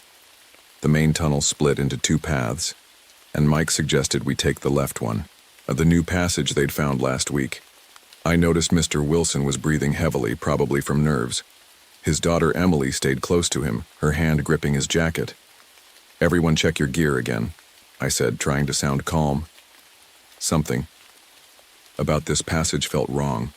The air was different, thick like before a storm. Jenny walked up beside me, her voice low. "Sarah, these walls they're not right." She shined her light on the rock face. "See these marks? They're fresh. But nobody's been down here since Mike and I mapped it." She was right. The scratches looked like claw marks, but bigger than any cave animal I knew. I didn't tell the others what I was thinking. No need to scare them more than they already were. Tom, my fellow ranger, was checking the Wilson family's safety ropes when his flashlight started acting up. He smacked it against his palm a few times. "Stupid thing," he muttered. "I put new batteries in this morning. Here, use my spare," I offered, reaching into my pack. But when I opened it, my extra flashlight was gone. I always packed a spare. Always. The cave seemed to get narrower as we went on. The walls pressed in closer, and our voices bounced back at us in weird ways. Sometimes it sounded like there were more people talking than just us. "Mom," Emily whispered suddenly. "Do you feel that?" "Feel what, honey?" "The ground. It's vibrating." We all stood still. She was right. There was a slight tremor under our feet. In my 6 years here, I'd never felt anything like it. Mike pulled out his map, but his hands were shaking. "This doesn't make sense," he said, looking confused. "The passage, it's different. These turns weren't here yesterday." "That's impossible," Jenny said, but she sounded scared. She'd been caving since she was a kid, and I'd never seen her scared before. Then Mrs. Wilson screamed. Her foot had slipped into a crack that definitely hadn't been there a minute ago. Mr. Wilson and Tom helped her up, but when we looked at her ankle, there were marks on it, like something had grabbed her. "We need to go back," Tom said firmly. "This isn't safe." I agreed with him, but when we turned around, my heart nearly stopped. The passage behind us had changed. Where there had been one tunnel, there were now 3. "This isn't possible," I whispered, but it was happening right in front of us. Emily started crying softly. The temperature dropped so fast we could see our breath. My flashlight beam seemed to be getting weaker, like the darkness was eating the light. Then we heard it. A sound that made us all freeze, like stone grinding against stone, but with something else mixed in. Something that sounded almost like words. Mike's face went white. "That's not an echo." "Everyone stay close," I ordered, trying to keep my voice steady. "Hold on to the safety rope. Don't let go no matter what." But as soon as I said that, the rope between me and Tom went slack. When I shined my light on it, I saw why. It had been cut clean through. Not torn. Cut. The cave was changing around us, playing with us, and we were getting deeper and deeper into its trap. That's when Emily's mom noticed her camera was missing. The one she'd been taking pictures with just minutes ago. It was like the cave was taking things one by one. "We need to pick a tunnel and stick together," I said. But even as the words left my mouth, I heard something moving in the darkness, behind us. Something big. And then all our flashlights went out at once. The darkness lasted maybe 5 seconds, but it felt like forever. When our flashlights came back on, Emily was screaming. Mrs. Wilson was gone. "Helen!" Mr. Wilson shouted, his voice bouncing off the walls. "Helen!" We heard her voice somewhere in the darkness. "David, I'm over here." But it sounded wrong, like her voice was coming from all directions at once. "Everyone stay put," I ordered, gripping my flashlight so tight my knuckles turned white. "Tom, you and Mike check the left tunnel. Jenny and I will." That's when we heard Mrs. Wilson scream. Not a surprised scream like before. This was different. This was terror. Mr. Wilson ran toward the sound before any of us could stop him. "David, wait," I yelled, but he disappeared into one of the tunnels. Emily tried to follow her dad, but Jenny grabbed her just in time. Then we heard it, a horrible cracking sound like breaking bones, followed by Mr. Wilson's scream. It cut off suddenly, leaving only the drip-drip of cave water. Emily collapsed, sobbing. Jenny held her while Tom and Mike rushed toward where we'd heard the sounds. I stayed with them, my hand on my radio, even though I knew it wouldn't work this deep in the cave. "Oh, God," I heard Mike's voice shake. "Sarah, you need to see this." I turned to Jenny. Stay with Emily. Then I walked toward Mike's voice, my feet feeling like lead. The tunnel walls were wet, but not with water. It was darker, thicker. When I got to Mike and Tom, I saw why. The walls were covered in blood, and there, scattered on the ground, were pieces of what looked like Mr. Wilson's jacket, but no body. No Mrs. Wilson either. They were just gone. We have to get out of here, Tom said, his face pale. Right now. We headed back to Jenny and Emily, trying to stay calm for the girls' sake. But when we got there, Jenny was alone. She ran off, Jenny said, her voice cracking. I only looked away for a second to check my gear and she was gone. I tried to grab her, but she held up her hand. There were deep scratches across her palm. Split up, I said. We need to— No! Jenny grabbed my arm. That's exactly what it wants, haven't you noticed? Every time we separate, something happens. She was right. Whatever was in this cave with us, it was smart. It was hunting us. The ground shook again, harder this time. Rocks started falling from the ceiling. Tom pushed me out of the way as a boulder crashed down, but he wasn't fast enough to save himself. I heard a sickening crunch. Tom! I scrambled toward him, but Mike pulled me back just as more rocks fell. He's gone, Sarah, Mike said, his voice breaking. We have to move. The cave was collapsing around us. We ran. The sound of falling rocks chasing us through the tunnels. Jenny was right behind me, then she wasn't. I heard her yell something, but her voice was drowned out by the cave-in. When the dust settled, a wall of rock separated me from Jenny. I could hear her faintly on the other side. Jenny! I shouted, pressing my ear to the rocks. Are you okay? Sarah, listen. Her voice was muffled but urgent. I found something. There are symbols on the walls here. They're glowing. I think I know what's happening. The cave. It's not just a cave. It's— Then Jenny screamed. Not in fear, but in pain. I heard that horrible cracking sound again and then silence. Jenny? I called out, my voice shaking. Jenny! No answer. Just the echo of dripping water and something else. A sound like breathing, but not human breathing. It was coming from right behind me. I turned around slowly, raising my flashlight. I wish I hadn't. My flashlight beam caught something that shouldn't have been there. Something impossible. The cave wall was moving. Not crumbling or shifting, actually moving like it was breathing. Mike, I whispered, backing away slowly. Please tell me you see this too. He was frozen beside me, staring at the wall. Sarah, look at the rocks. The stones were changing shape. They were flowing like water, but still solid somehow. And they were forming a pattern. Faces. Human faces. Twisted in fear.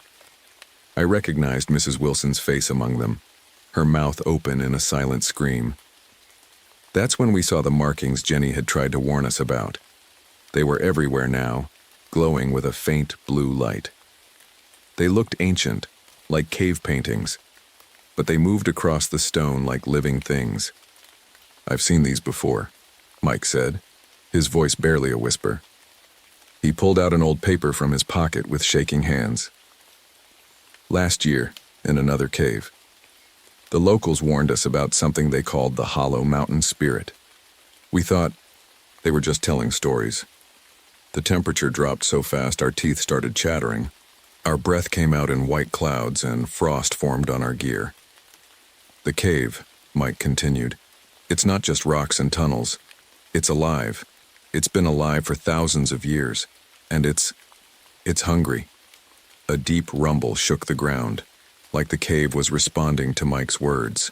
The faces in the wall started moving faster, their features twisting in agony. Then we heard Emily's voice echoing through the tunnels. Help, please, somebody help me. She's still alive, I said, hope rising in my chest. But Mike grabbed my arm. Wait, he said. Remember what Jenny said, it's trying to separate us. But Emily screamed again, and this time it sounded real. Too real. I couldn't just stand there.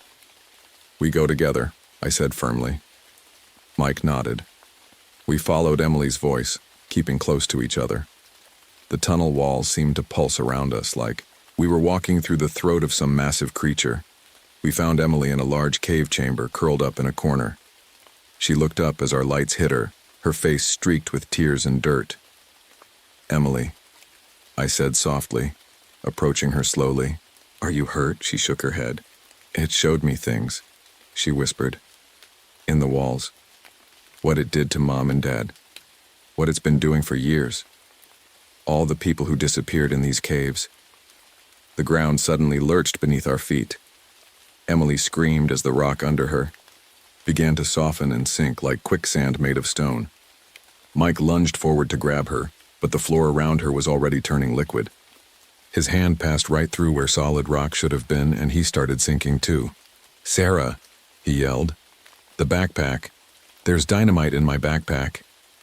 I reached for his pack, but the cave had other plans. A column of rock shot up between us, cutting me off from Mike and Emily. I could hear them on the other side, their screams mixing with that awful grinding sound. "The cave marks," Mike shouted over the noise. "They're its weak point. You have to—" His voice cut off with a horrible crunching sound. When the rock column finally sank back into the floor, Mike and Emily were gone. But the walls where they'd been, the walls were fatter somehow. Fuller. I backed away, fumbling with Mike's backpack. My hands found the dynamite and matches he always carried for emergency cave-ins. As I pulled them out, I saw more of those glowing symbols appearing around me, pulsing brighter and brighter. The cave floor started to ripple again. The walls were closing in, literally flowing toward me like waves of stone. And from somewhere in the darkness came a sound that finally made me understand what true terror was. A deep, rumbling laugh that shook dust from the ceiling. This cave wasn't just alive. It was awake. It was aware. And it had been playing with its food all along. I had one chance. The dynamite in my hands felt heavy as I looked at the glowing symbols. If Mike was right about them being a weak point, the walls were only feet away now, and I could see faces forming in them. Tom, Jenny, the Wilsons, Mike, Emily, all of them reaching out toward me with hands made of living stone. I struck the match. I threw the lit dynamite at the largest cluster of glowing symbols and ran. The palm, cave screamed. Not an echo, not a rumble, but a real scream that made my teeth hurt. The explosion behind me was deafening. Hot air and rock shards pushed me forward as I sprinted through the tunnel. The walls around me started shaking violently.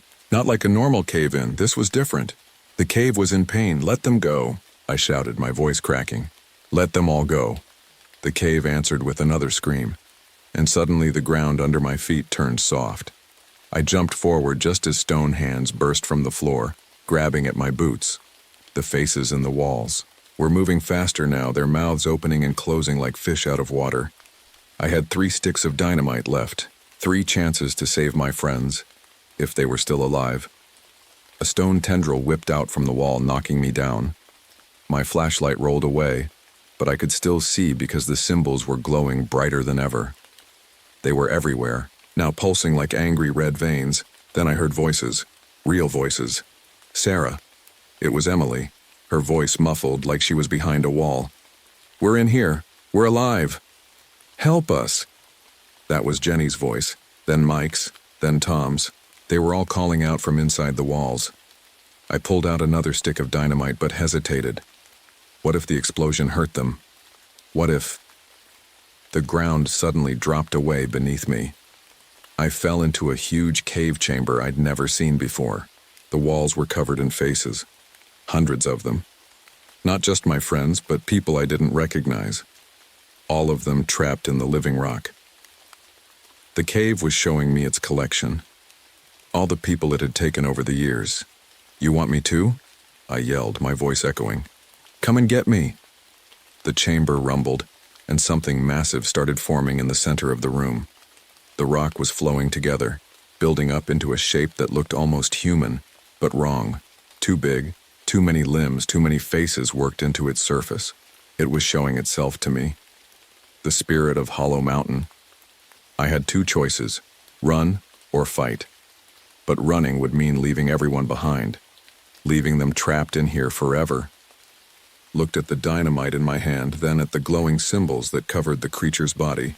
The same symbols Jenny had tried to warn me about. The cave's weak point. "Sarah, run!" Mike's voice called from somewhere in the walls. "You can't fight it." But he was wrong. The cave had shown me its true form because it thought it had won. Instead, it had shown me exactly where to hit it. The stone creature lurched toward me, its movements jerky like stop-motion animation. I waited until it was almost on top of me.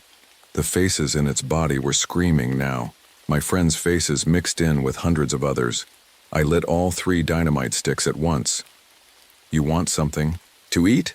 I screamed. "Eat this!" I threw the dynamite right into the center of its chest where the symbols glowed brightest. Then I dove behind a fallen boulder and covered my head. The explosion was like nothing I'd ever heard. The creature's scream shook the whole mountain. Rocks fell everywhere as the chamber started collapsing. But mixed in with the chaos, I heard something else, people gasping, coughing, moving. I looked up to see bodies falling out of the walls like they were being pushed out of wet cement. Real bodies. Living bodies. "Run!" I shouted, grabbing the closest person. It was Jenny. "Everybody, run now." We half carried, half dragged each other toward the tunnel I could see leading up. The cave was falling apart around us, but this time it wasn't controlled. The spirit was dying, and it was taking its home apart with it. Behind us, the stone creature was melting, its form collapsing as the symbols on its body went dark. Its scream got weaker and weaker until it was just the normal sound of falling rocks. We ran through tunnels that were finally staying in one place, no longer shifting and changing. Regular, natural tunnels, just stone and dirt and darkness. But we weren't safe yet. The whole cave system was coming down and we still had to find our way out, and I could still hear something following us. The body was blue when we found it. Not the pale blue of someone who'd frozen to death in these mountains, but a deep, unnatural blue that made my skin crawl.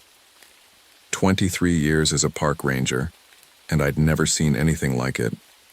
I'm Daniel Howard, and until 6 months ago I was just another ranger at Great Smoky Mountains National Park. Now I'm not so sure what I am anymore. It started with Maria Thompson's disappearance. She was a hiker who broke the rules, camping in a sacred area despite the warning signs. When we found her backpack 3 days later, it was surrounded by strange, wooden dolls hanging from the trees. I should have known then that this wasn't going to be a normal missing persons case. The thing is, I used to be a detective before I became a ranger. Old habits die hard, and something about those dolls bothered me. I'd seen something like them before in case files from the 1940s. Back then, 5 people vanished in almost the same spot. The only difference? They were all blue when they were found. I started digging through the old files in my office, drinking cup after cup of black coffee to stay focused. Being an alcoholic, recovering, I keep reminding myself, means I replace one addiction with another. Coffee's better than whiskey. At least that's what my therapist says. That's when Sarah, walking deer, showed up at my door. She was an elderly woman with eyes that seemed to look right through me. "You're disturbing things that should stay buried, Ranger Howard," she said. I hadn't told anyone about my investigation yet. "How did you—" I started to ask, but she cut me off. "All the victims broke the old laws," she said. "They camped on sacred ground, they took artifacts, they disrespected the ancient places." She placed a small leather pouch on my desk. Inside was dirt mixed with what looked like bone fragments.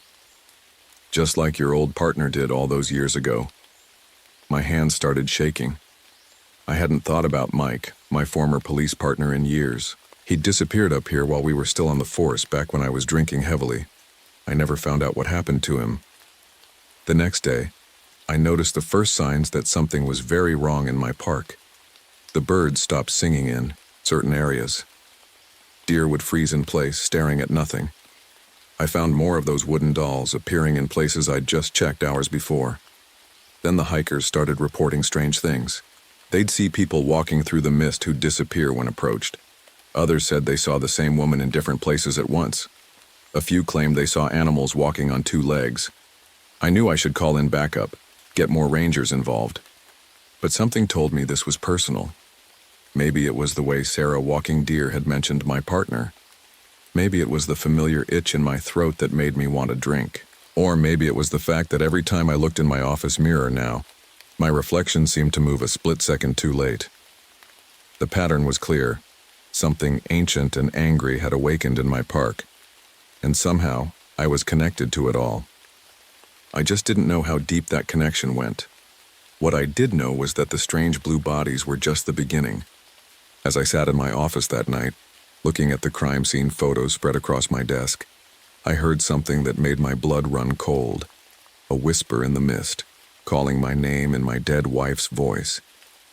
That's when I realized this wasn't just about missing hikers anymore. This was about facing whatever darkness had been waiting in these mountains. And maybe, just maybe, facing the darkness inside myself too. I used to think the hallucinations were the worst part of getting sober. Those nights when I'd see things that weren't there, shadows moving in the corner of my eyes. But now, sitting in my ranger station at 3 a.m., I knew these weren't hallucinations anymore. They were real. It started with footprints appearing in my office. Not normal ones, these changed as they crossed the floor. They'd start as deer tracks, then turn into human footprints, then end as bear paws. I'd blink, rub my eyes, but they wouldn't go away.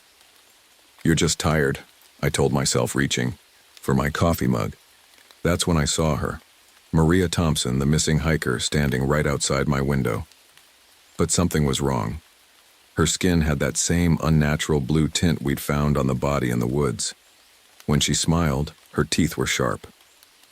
I knocked over my chair getting to the window, but she was gone. Just like that. Only a small wooden doll left hanging from a tree branch where she'd been standing. The next morning, I got a call from Pete, one of our local shop owners. "Howard, you need to come see this." His voice shook. "Everyone in town's acting strange." He wasn't kidding.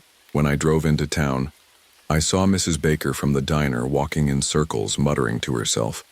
The Henderson kids were standing perfectly still in their front yard, all facing the mountains without moving.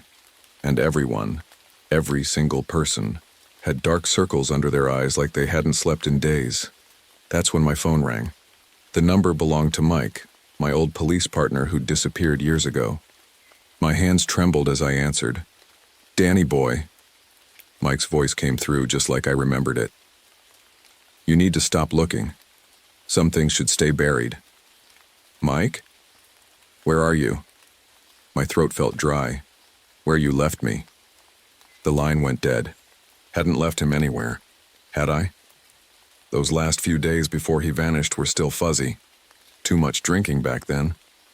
But something about his words made my head hurt, like a memory trying to surface. Back at the station, I found Chief Ranger Thompson waiting in my office. "Howard, we need to talk about the construction site, the new resort they were building up near Eagle Creek." I'd been so focused on the disappearances I'd almost forgotten about it. "They found something in the ground," Thompson said, his face pale. "Old bones, hundreds of them, and they're all wrong somehow." "Wrong how?" "Some look human. Others—" He shook his head. "The workers are quitting, say they hear voices at night, see things, and now this." He handed me a photo. It was a cave painting uncovered by the construction. It showed a figure, half human and half animal, touching people who turned blue at its touch. Around the painting were symbols I'd seen before, on those wooden dolls. That night I couldn't sleep. Every time I closed my eyes, I saw Mike's face, my dead wife's face, Maria Thompson's blue face. They were trying to tell me something. I got up to get some water, and that's when I saw my reflection in the bathroom mirror. For a second, just a split second, my face wasn't my face at all. It was something else. Something hungry. The curse was spreading, and somehow I knew it was spreading through me. Looking out my window at the misty mountains, I realized something that made my blood run cold. Every person who'd disappeared, every strange event, every twisted thing happening in town, it all connected back to one thing, that construction site on the old burial ground. And deep down, In a part of my mind I'd been trying to ignore, I was starting to remember what really happened to Mike all those years ago. Why my hands shook every time I thought about that part of the mountains. The truth was up there, waiting in the mist. But with each passing hour, I was becoming less sure I was still myself enough to face it. The thing about hunting a creature that can change its shape is that after a while you start doubting everything you see. Every face becomes suspicious. Every shadow might be hiding something. And worst of all, you start doubting yourself. I was tracking it through the morning, mist following a trail that kept changing. One minute I'd be following barefoot human prints, the next they'd be deer tracks, then bear paws. Just like in my office, but this time in the wet earth of the forest. Danny? I froze. That voice. I knew that voice better than my own. Rachel. My wife. But Rachel had died 3 years ago in a car accident. She stepped out from behind a tree looking exactly like she did the last time I saw her. Danny, why didn't you save me? My hands started shaking. Not from wanting a drink this time, but from something worse. Knowing this wasn't really her. You're not Rachel, I whispered. Her face changed then, turning blue, teeth sharpening. I ran. Back in town, things were getting worse. People were fighting in the streets over things that didn't make sense. Old friends accused each other of being imposters. Parents locked their kids inside, saying their children's faces weren't quite right anymore. I went to the station to check in with Chief Thompson, but his office was empty. On his desk was a wooden doll and a note written in his handwriting. It's in my head now. Howard, a voice called from outside. It was Sarah, walking deer again. You remember now, don't you, about your partner Mike? And I did. The memories were coming back, like a bad dream becoming clear in the morning light. 5 years ago, Mike and I had found something up in these mountains while we were still police officers. An old cave with paintings on the walls, just like the ones at the construction site. Mike had taken something, a small box covered in those same symbols we kept finding. That night, Mike started acting strange, talking about voices in his head, saying his reflection wasn't his anymore. I was too drunk back then to help him, too drunk to stop him when he went back to the mountains alone. But now I remembered the rest. I'd followed him that night, stumbling, drunk through the dark. Found him at the cave, talking to something that looked like him but wasn't him. I remembered the fight, pushing him, watching him fall. You didn't kill him, Sarah said, reading my face. The creature took him before he hit the ground, changed him, like it's changing everyone now. A scream cut through the air, from the direction of the construction site. I recognized the voice.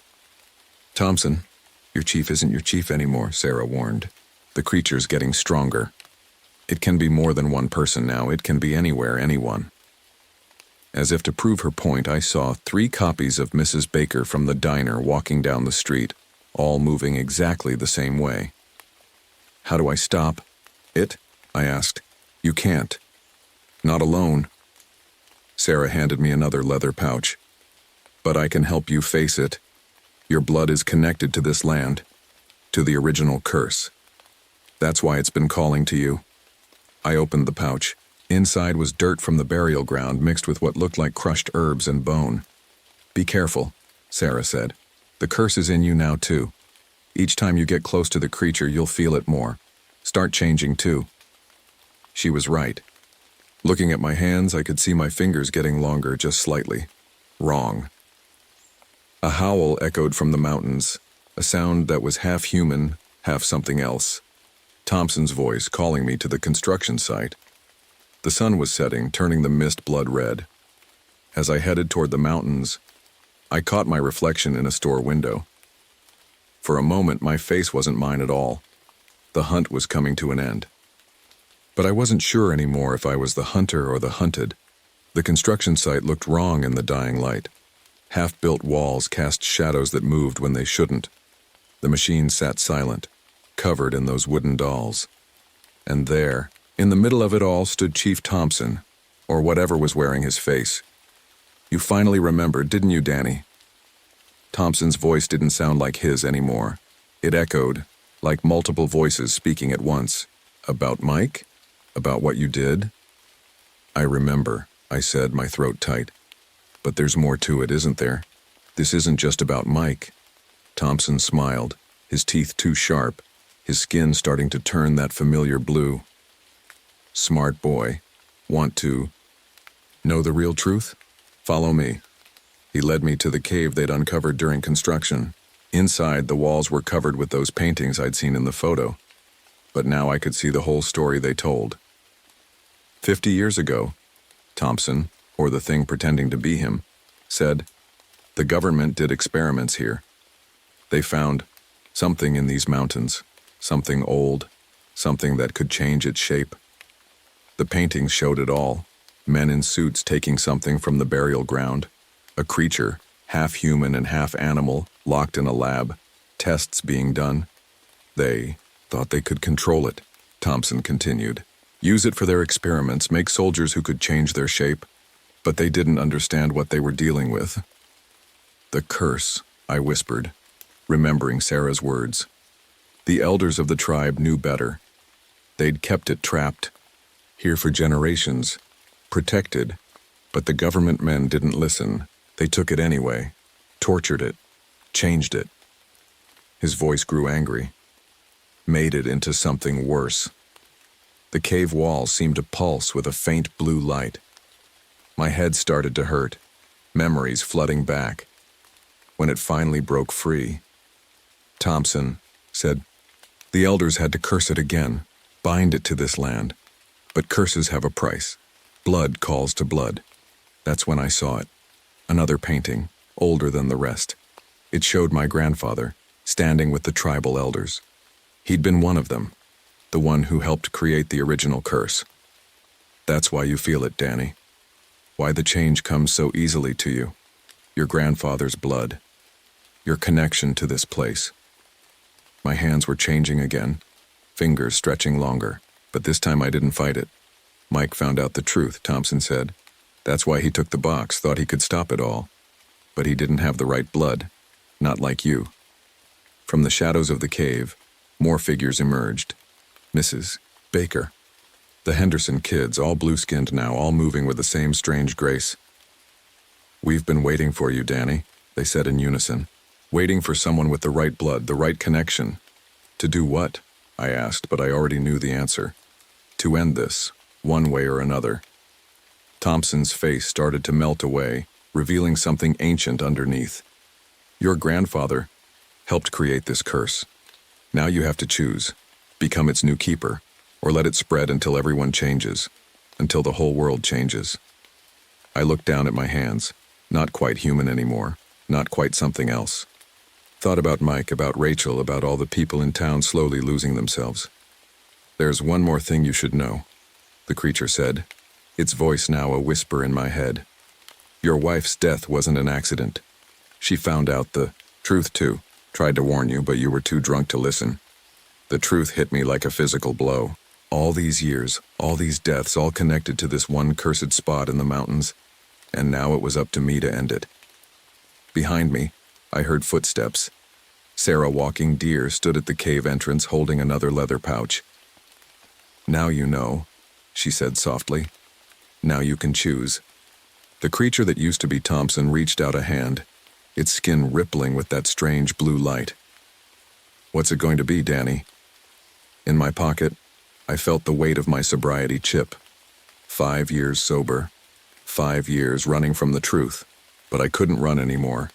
I made my choice. Reaching into my pocket, I grabbed the leather pouch Sarah had given me. The creature, the thing that had once been Thompson, watched me with eyes that glowed blue in the dark. You're just like your grandfather, it said. Think you can trap me again?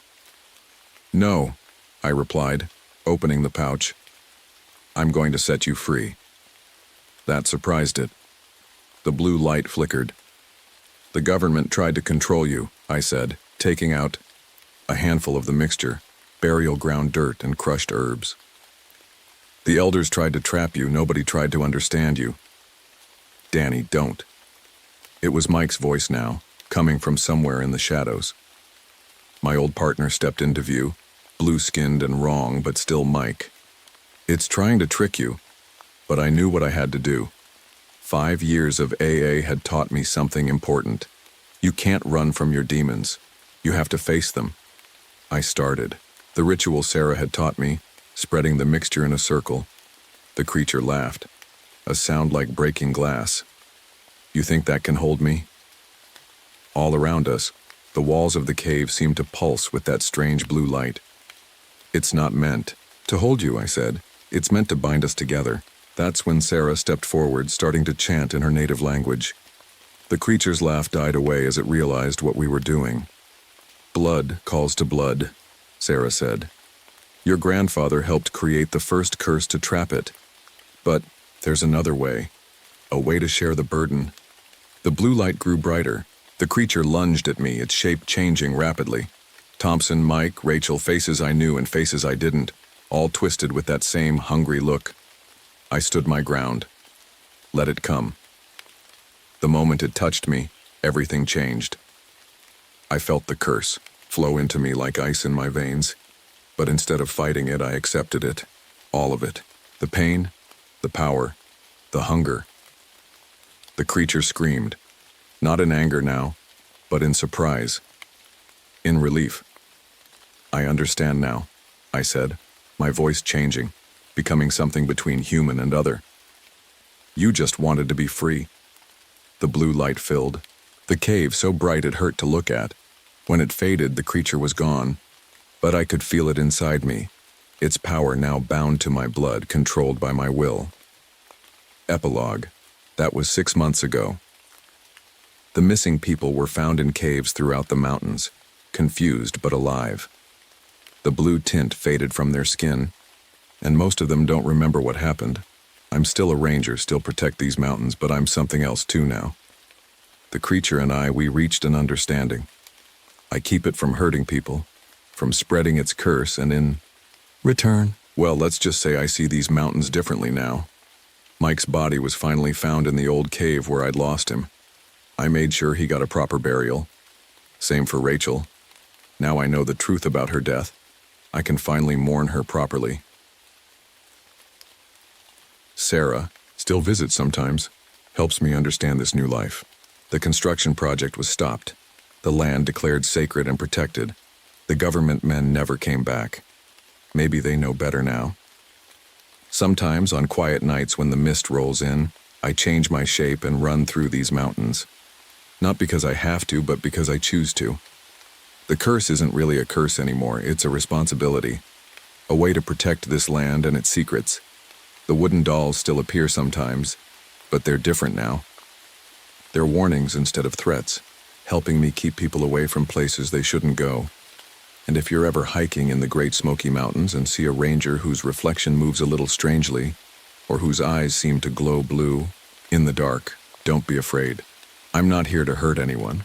I'm just doing what my grandfather should have done all those years ago, finding balance between the old ways and the new, between human and other, between curse and gift. After all, some mysteries aren't meant to be solved. They're meant to be understood. Just remember, if you see those wooden dolls hanging in the trees, turn back. Some parts of these mountains belong to the old powers. And I've learned the hard way. Sometimes the kindest thing you can do is keep people away from things they're not ready to understand. And I've always been afraid of tight spaces. Funny thing for a cave rescue specialist to admit, right? But here I am, Rebecca Winters, squeezing through another narrow tunnel in Mammoth Cave. My headlamp bounces light off the wet limestone walls, and I try not to think about the millions of tons of rock above my head. The earthquake last week changed everything. It opened up a whole new section of cave that nobody knew existed. As the lead park ranger here, I should have been excited. Instead, my stomach was doing flips as I remembered that day 20 years ago when my little sister Jenny got stuck in a cave near our house. We never found her. Dr. Winters, you need to see this. Tom's voice echoes through the tunnel.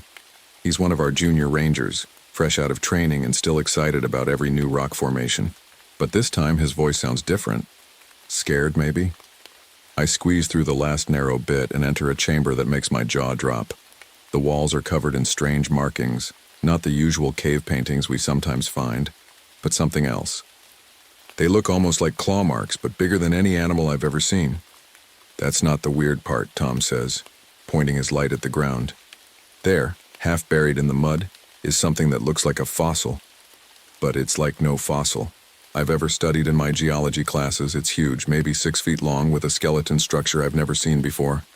The skull has eye sockets on the sides, and the teeth, they don't match any known cave creature. My radio crackles. Rebecca? It's Martinez from the visitor center. We've got a problem. The research team that went in this morning hasn't checked in. It's been 6 hours. My heart starts racing. A missing team in a new, unmapped cave system. This is exactly what I'm trained for, but something feels wrong. The air down here smells different, metallic almost, and there's this sound right at the edge of hearing, like a high-pitched hum.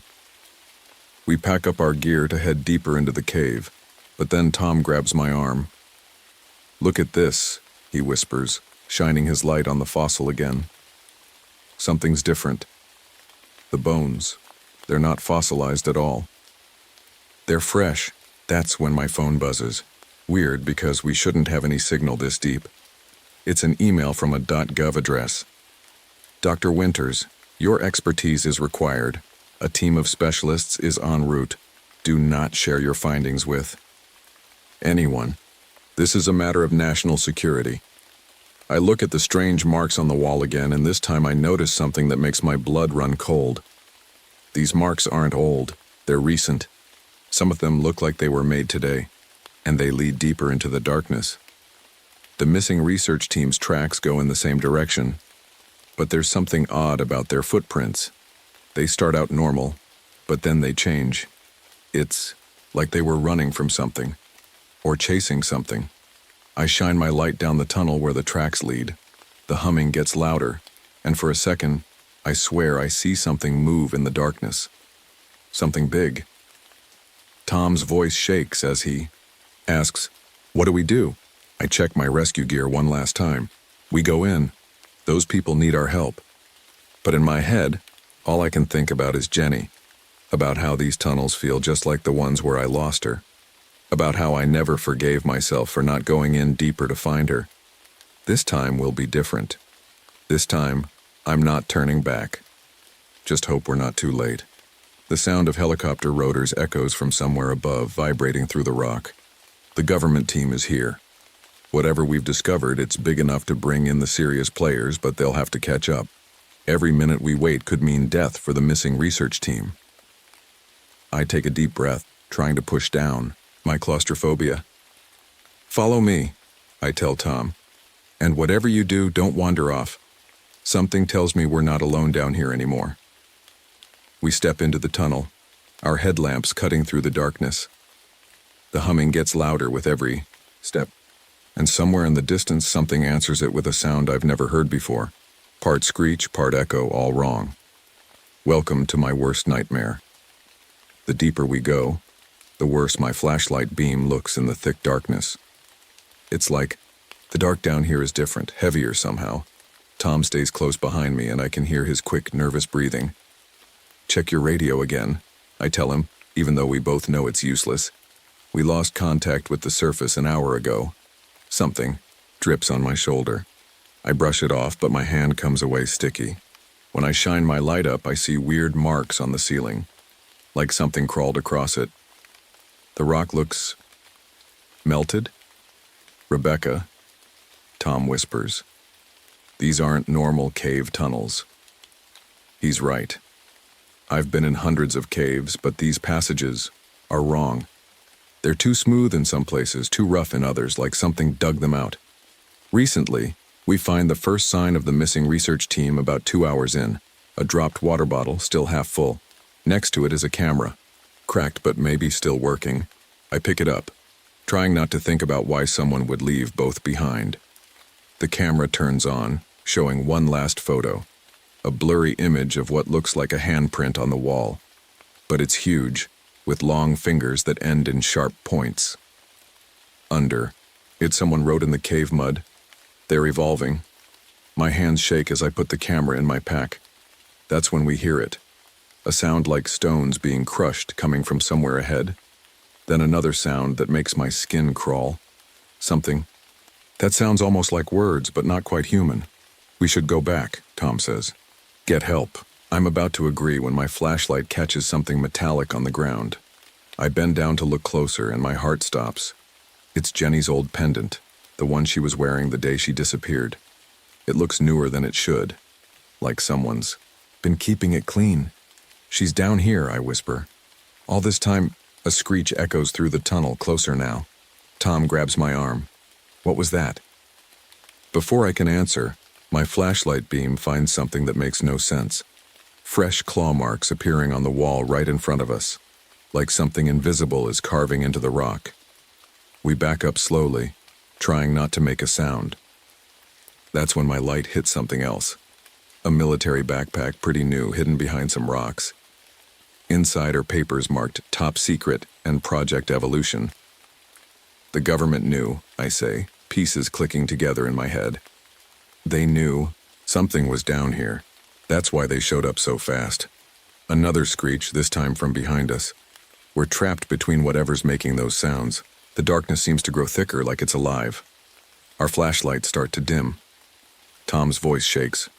Rebecca, I think they're hunting us. I grab his arm and pull him into a small side tunnel.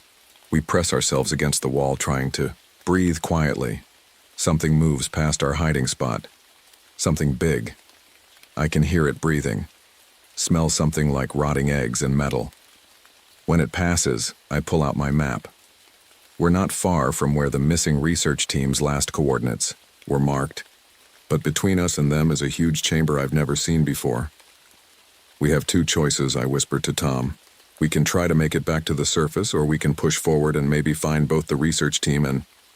I can't finish the sentence. Jenny, my sister. That's when we hear the scream. Definitely human this time. Coming from up ahead.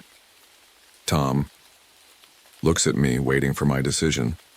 The smart choice would be to go back, get more help. But 20 years ago, I made the smart choice. I left Jenny behind. Not this time. We're going in, I say, checking my rescue gear one last time. But first, we need to understand what we're dealing with. I pull out the military papers, hoping they'll tell us what's really going on in these caves. As I read, my hands start to shake again, not from fear this time, but from anger. The government didn't just know about what was down here. They've been studying it for years. And now, whatever they were studying is loose. Something drips from the ceiling again. This time, when I look up, I see eyes looking back at me. Lots of eyes, and they're all open.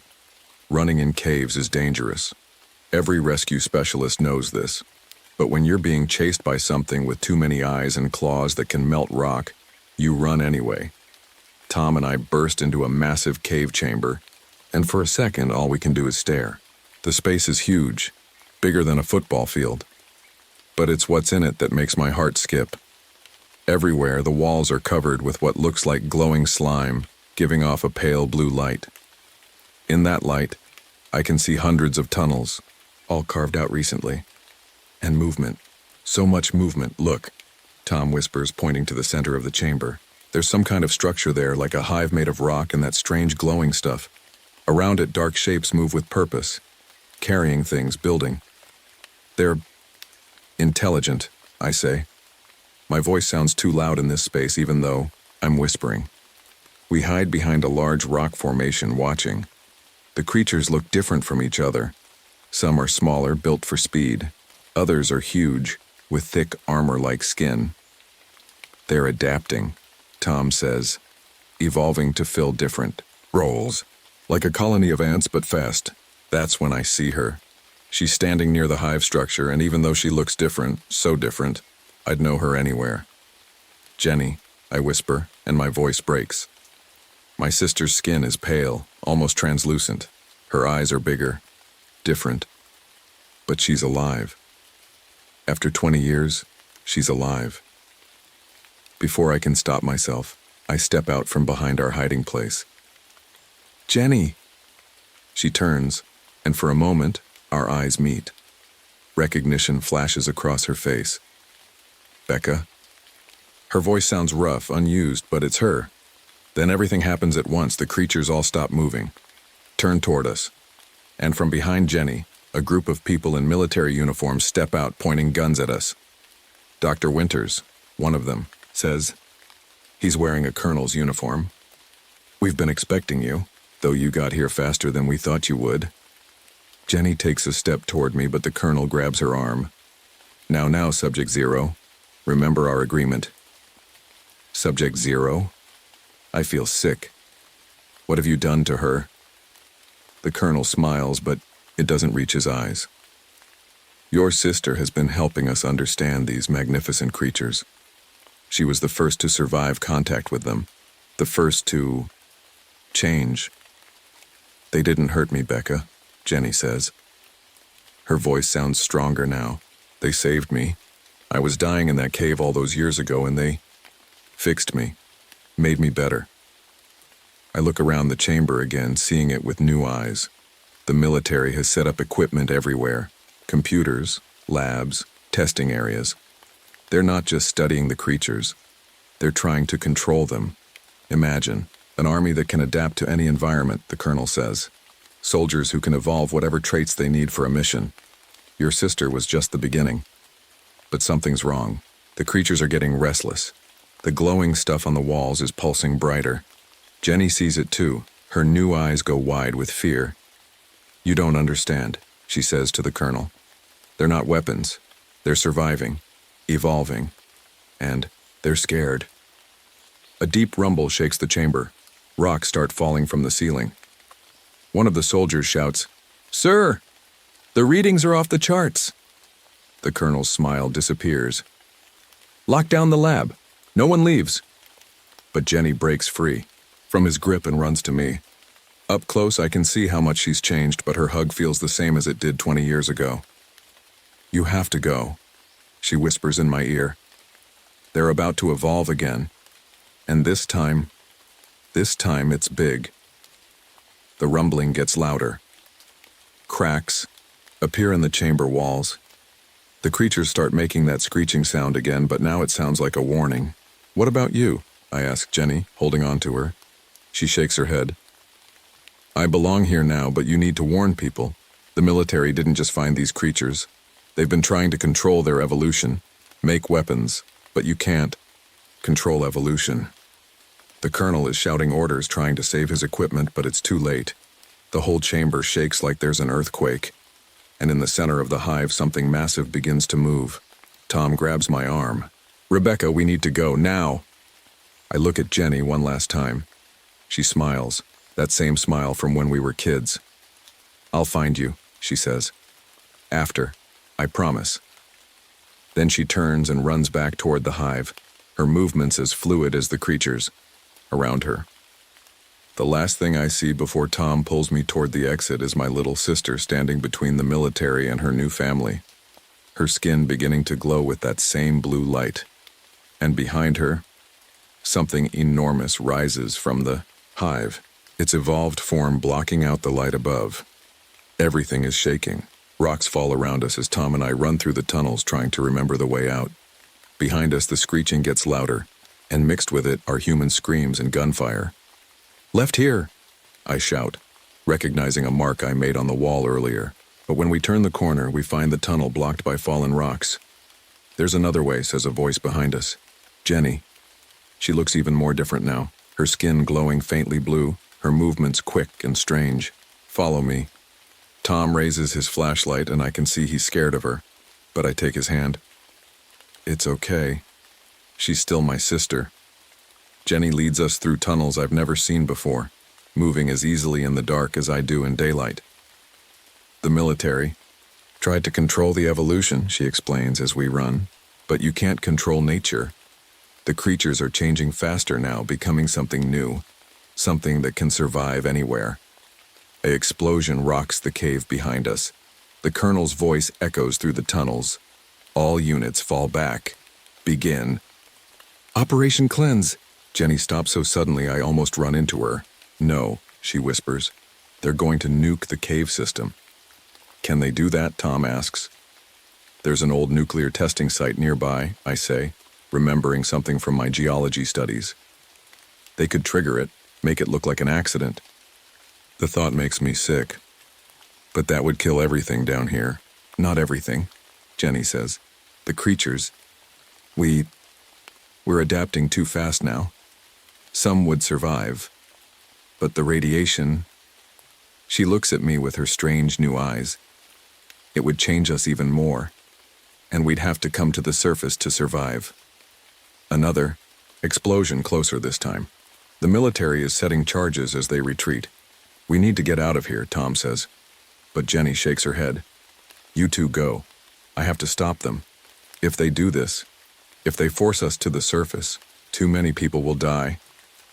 Jenny, no. I grab her arm. I just found you again. She hugs me, and despite how different she looks, she feels like my little sister again. You found me so I could say goodbye properly this time. She pulls back and touches my face with a hand that's more like a gentle claw now. I'm not the same person you lost in that cave, but I'm okay. I'm more than okay. The ground shakes harder. Parts of the ceiling are starting to cave in. Take the left tunnel, Jenny says. It leads to the surface. Hurry. What are you going to do? She smiles, and in the blue glow of her skin, I can see both my sister and something else. Something stronger and stranger than human. I'm going to give the colonel a choice, stop the bomb or face something a lot scarier than his weapons. As if to prove her point, a massive shape moves in the tunnel behind her. One of the evolved creatures, but bigger than anything we've seen yet. Jenny puts her hand on its side like it's a friendly dog. Go, she says. Tell people what happened. Here. Tell them we're not weapons, we're just trying to survive. Tom pulls my arm. Rebecca, please. I look at my sister one last time. I love you, Jenny. I love you too, Becca. Now run. We run. Behind us, I hear Jenny's voice, changed now, more like the creature's screeching, echoing through the caves. The military's explosions stop. The tunnel slopes up. I can feel fresher air. We're almost out. That's when we hear it. A sound like the whole world is being torn apart. The nuclear device. They actually did it. Faster! I scream, pulling Tom along as the tunnel starts to collapse behind us. We burst out of the cave entrance, just as it caves in, throwing ourselves onto the grass outside. The ground shakes for what feels like forever. When it finally stops, the entrance is completely sealed. In the distance, government helicopters are already arriving, probably to cover up what happened. But they're too late to hide everything, because in the trees around us I can hear something moving. Something that sounds like my sister's voice, but not quite human anymore. And it's not alone. The cave couldn't hold them. The military couldn't control them. And now they're free. The small town of Miller's Creek isn't ready for what's coming. Tom and I run down Main Street trying to warn everyone, but who's going to believe us? The truth sounds crazy even to me, and I lived it. They're evacuating people, Tom says, pointing at the military trucks rolling into town. But they're not, telling them the real reason why. I see the colonel stepping out of a black SUV. He looks angry, barking orders into a radio. When he spots us, his face goes pale. You, he says, marching over. You ruined everything. Years of research, millions in funding. You tried to turn them into weapons, I snap back. You tried to control something that can't be controlled. That's when we hear it. That familiar screeching sound, but louder now. Above ground. People in the street stop and look up. They're coming out of the ground everywhere, not just from the cave entrance anymore. The creatures have dug new tunnels, leading right into town. Their glowing blue forms rise from manholes, burst through basement windows, climb up from storm drains, and leading them is Jenny. She looks even more changed now. Her skin glows brighter, and she moves like she's part of the shadows themselves. But when she speaks, her voice carries across the whole street. Stop the evacuation trucks, she says to the colonel. You're not taking these people anywhere. The colonel pulls out his gun, but Jenny just laughs, a sound that's half human, half screech. Really? After everything you've seen, you think that will work? I step between them. Jenny, what are you doing? Protecting them. she says, gesturing to the townspeople. The military wants to hide what they did. They'll make these people disappear, just like they made me disappear 20 years ago. She's right. I can see it in the colonel's face. These people deserve to know the truth, Jenny continues. About what's living under their town, about what the military tried to do to us. The creatures spread through the streets, but they're not attacking. They're just watching, waiting. If you tell anyone about this, the colonel warns, it'll cause panic, chaos. No, I say, finally understanding what needs to happen. It'll cause change. I turn to the crowd that's gathering. Listen to me. I'm Rebecca Winters, head park ranger at Mammoth Cave.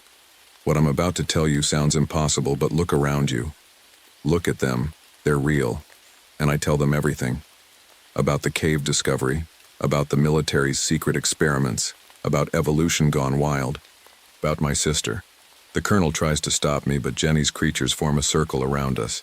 Not threatening, protecting. What do you want? The colonel finally asks Jenny.